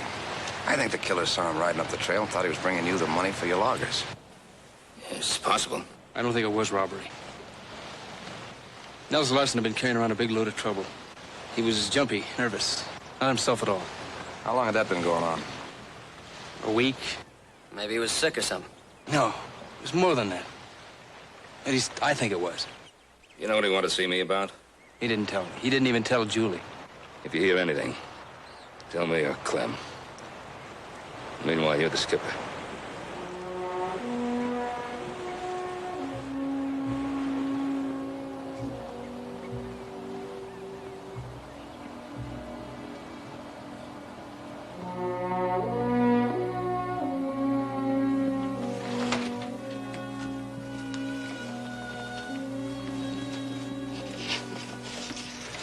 Julie, you don't have to do that. I'll take care of it. No, I have to. You have a lot of friends, Julie. We'll be glad to help. I know that. My aunt says I can come and live with her in St. Louis, and I'll go to boarding school, and I know I'll make a lot of new friends, and all the haters. Oh, why did he have to be killed? What was it? What kind of trouble was he in? Julie, I don't know who killed your father or why. But I'm gonna find out. Or die trying.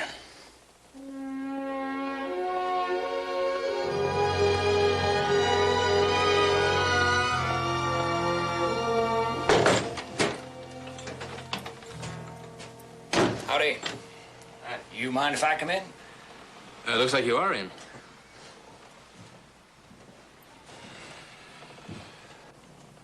Hey, that's too bad about Captain Larson. Ironic, isn't it? Killed for a payroll that he wasn't even carrying. Hey, notice you got your gun on. Yeah, I felt kind of out of balance without it. And a nervous little man with banker written all over his face handed you a pouch at the dock. If I were a betting man, I'd say today was payday. You know, funny you should mention payroll. When I was a kid, I used to read about robbers. I used to try to figure out how I could do it better. And since I've been working for Larson, I bet I've figured a dozen different ways to steal that payroll. Just to pass the time. Just to pass the time. Yeah, sure. Stealing it'd be a cinch, but well, getting away with it's a tough part. But I just might figure out a way to do it, just to pass the time. Well, I'll have to give that some thought myself. Just to pass the time.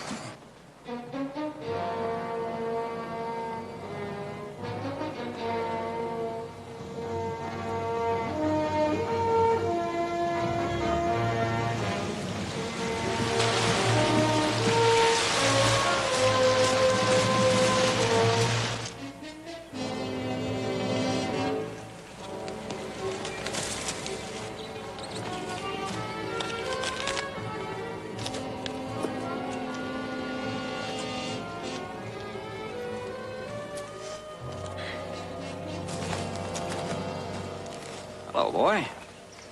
Come sit down, share a meal with us. Meat's tough, biscuits are like lead, but the coffee's hot. Have you thought any more about what we were talking about? Well, as a matter of fact, I have.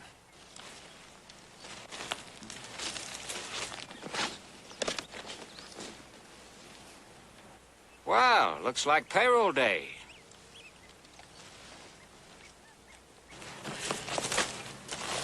Bringing it this far was easy. Now you tell me how to get away with it.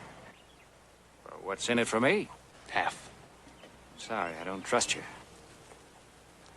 It's all too quick, too easy. I think you're a big bag of hot air. I think you have no idea how I can get away with that. Your privilege, my friend. But I know how to do it. Go ahead. I need your help. A robbery. Somebody took it away from me. Wouldn't believe you for a minute. I think they will. If they find me with a lump on my head, and one of the robbers beside me, dead. And just where do you think you're going to get yourself a dead robber? Which one of those two can you spare? You're not serious. Which one? The one in the green coat. Houston. He drinks too much anyway.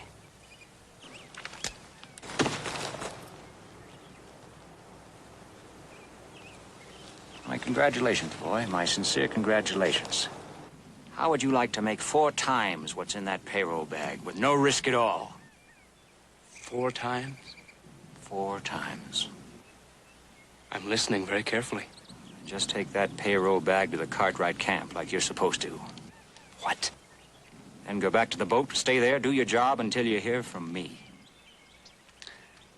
All right. I guess I just have to trust you, don't I?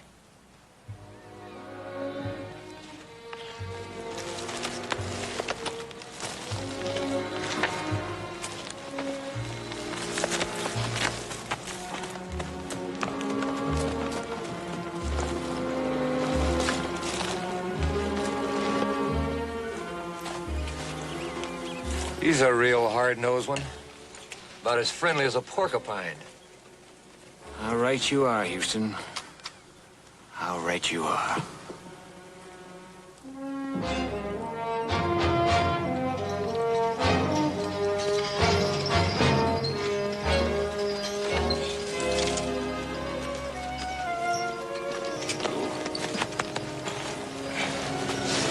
Wait a minute.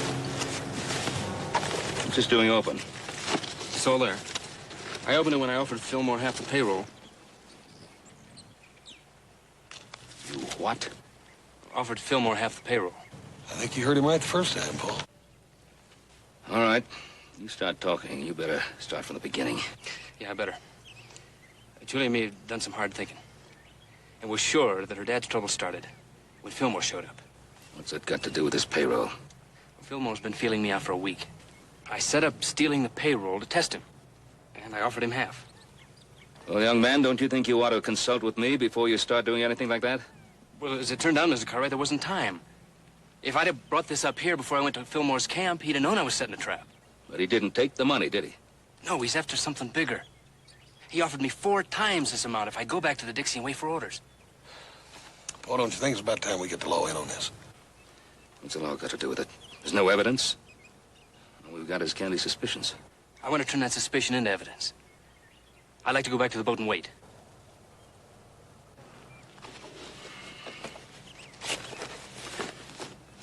All right, go ahead. Candy, you be careful. I'll be careful.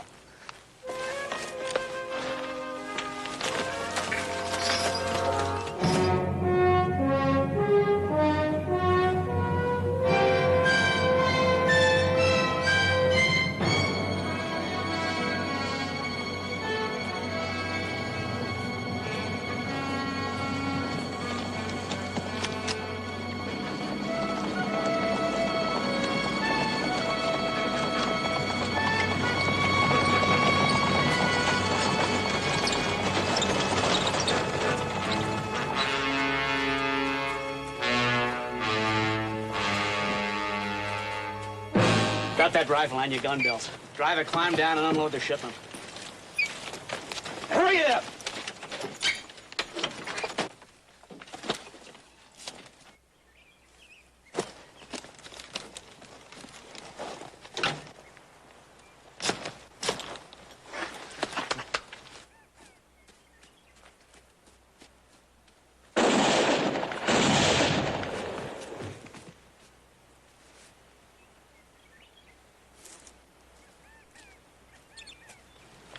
Fillmore tell you to do that? He told me, Reverend.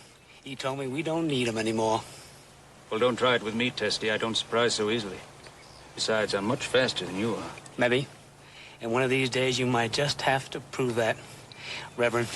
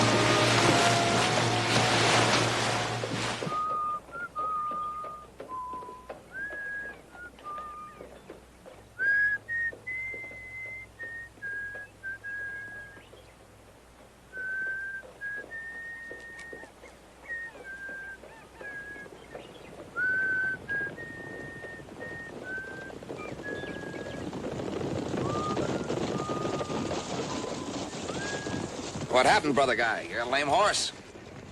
Why, no, Brother Foster. I'm just relieving him of his burden. Same as I lift the burdens of sin from the hearts of men. Anything wrong? Plenty. Stage holdup. Double killing. Oh, there's a heap of evil loose in this world, brothers. That's why I preach. Brother. I have seen the Sodoms and the Gomorrahs of the West. All the dens of iniquity. Can any of you stand without shame before the Almighty? Brother, we haven't got time for a sermon right now. No offense. How long you been on the trail? Well, I left Virginia City early this morning. I've just been moseying along, enjoying God's wonders and the comfort of His Word. You seen anybody? Anybody at all? Well, I did see 3 riders about an hour ago. Soon as they saw me, they lit out for that peak yonder like... Thanks, brother guy. All right, let's go. Like the devil himself was chasing them. You're all invited to the big revival I'm holding down at the South Shore.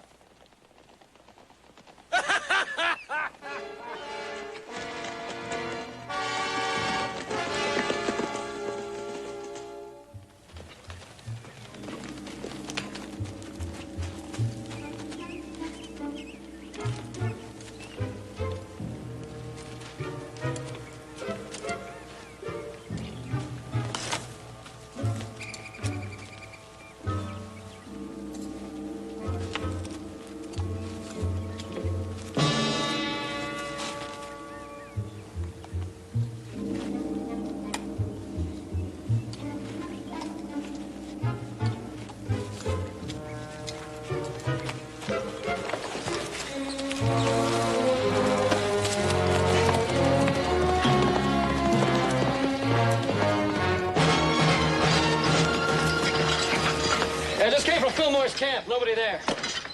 Well, they're probably out timber cruising. Unless they can make a boundary without a compass. That's right.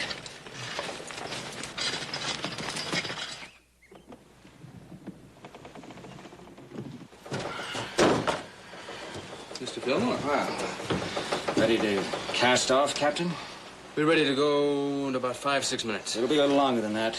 We're waiting for some passengers. Remember, 4 times the money is in that pouch. And today's the day you earn it.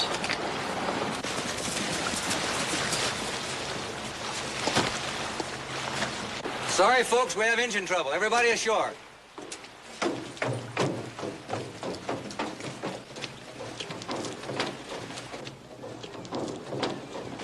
We'll give a whistle blast when the engine's fixed. Shouldn't take too long.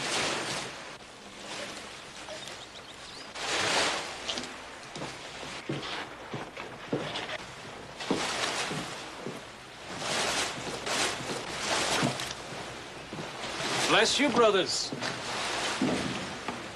Nicely done. Where's Fillmore? Up in the wheelhouse.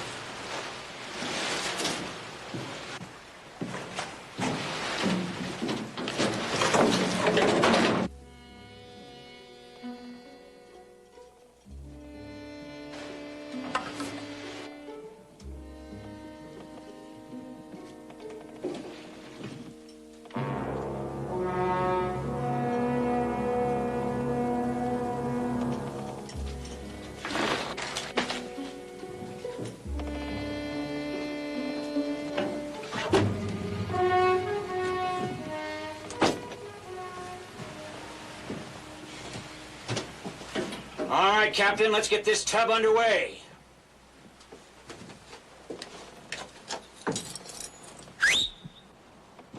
Go reverse.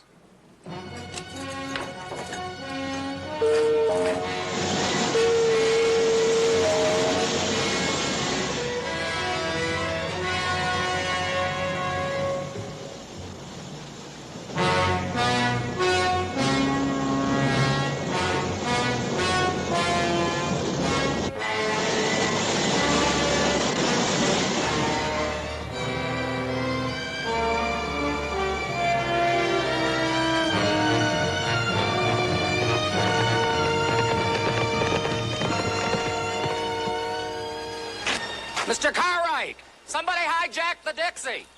How long ago? About 15 minutes ago. That's right.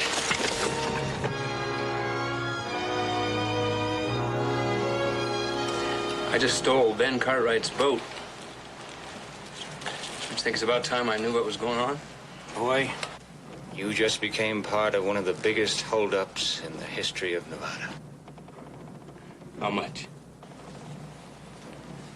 $1 million.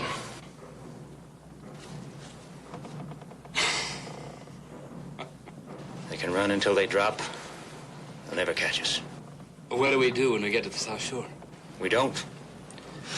We turn into a cove before we get there. There's a man waiting with saddles and pack horses. Beyond that, the Placerville stage. Drivers bought and paid for. From there, to San Francisco. And then a boat to Panama. How does that sound? Great. I never been to Panama. I like your style, boy. We're gonna get along fine.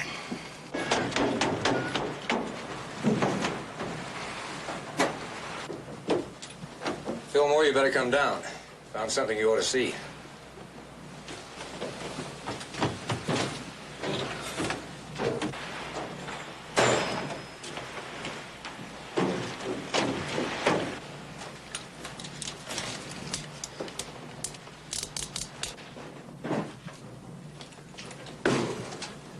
She was hiding.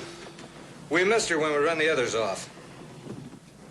It's the young lady's misfortune that she's here. Of course, it's our good fortune that Tahoe is the deepest lake in the world. 1,600 feet straight down.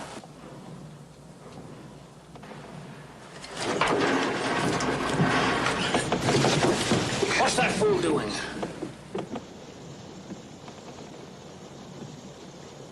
He's trying to run our aground.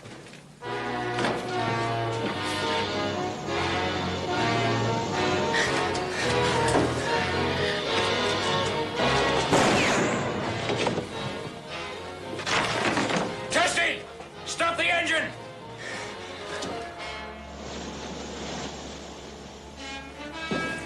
He's got the wheelhouse.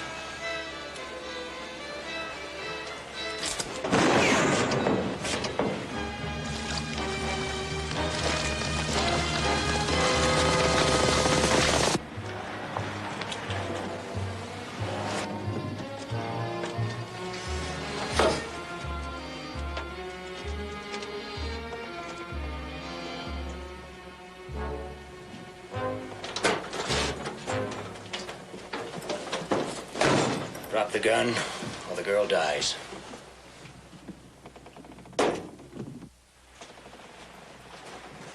Houston! Tell Tessie to start the engines and get us out of here! Guy! Come up here!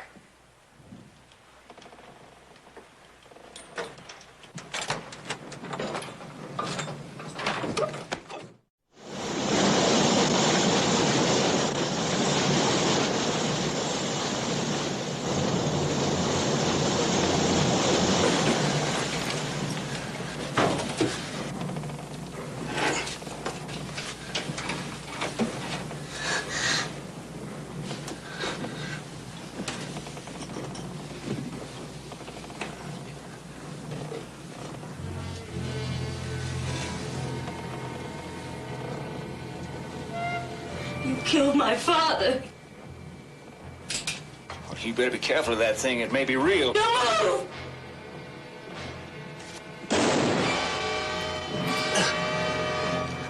Little girl.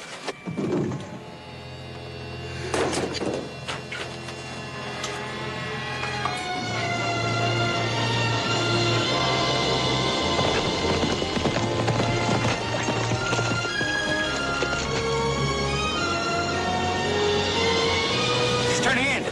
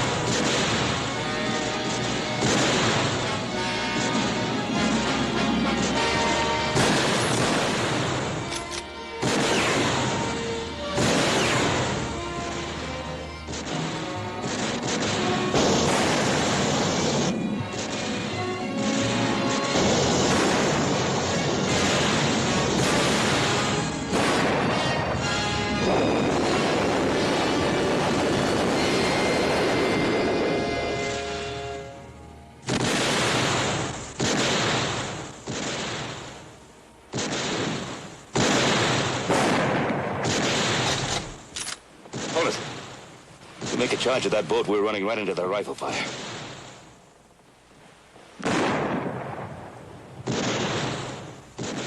Cover me. Give me some running room. Joe, they'll kill you the minute you set foot on that deck. Not if I go in under the bow. Take her from behind where they won't be looking. All right, wait. How do I give you the word? Hush!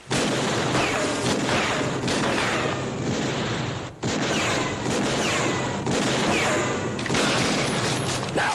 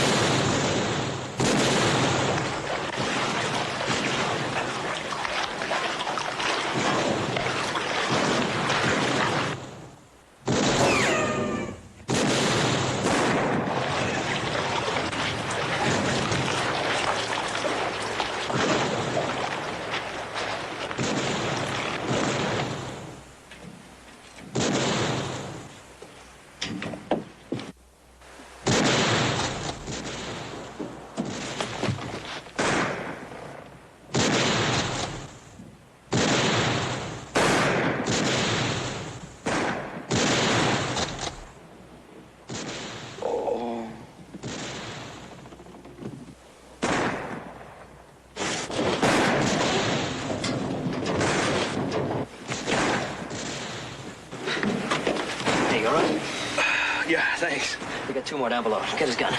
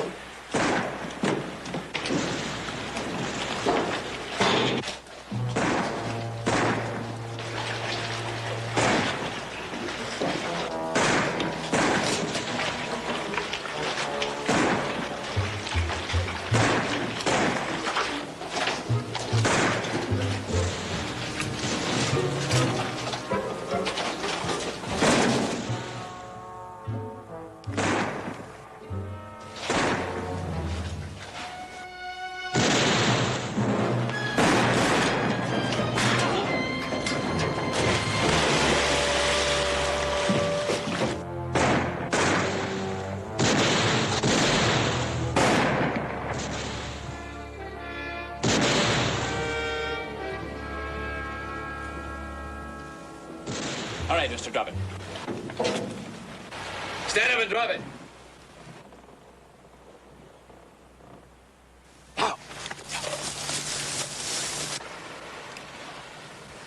Son, I have sinned grievously.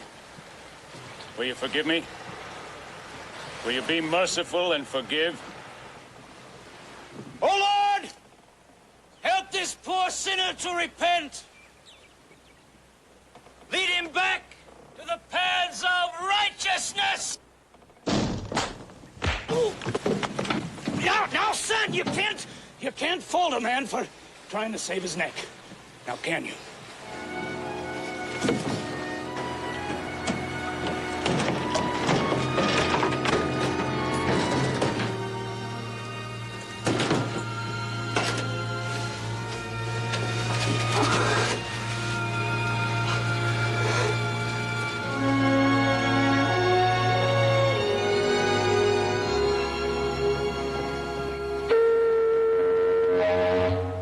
Now, Julie, you remember now, we have an agreement. You have to write a letter once a week, and you have to keep your grades up, and you have to spend your summer vacations on the Ponderosa. Oh, I'll sure try, Mr. Cartwright. I'll be writing too, Julie, to tell you how things are on the lake. Oh, horse.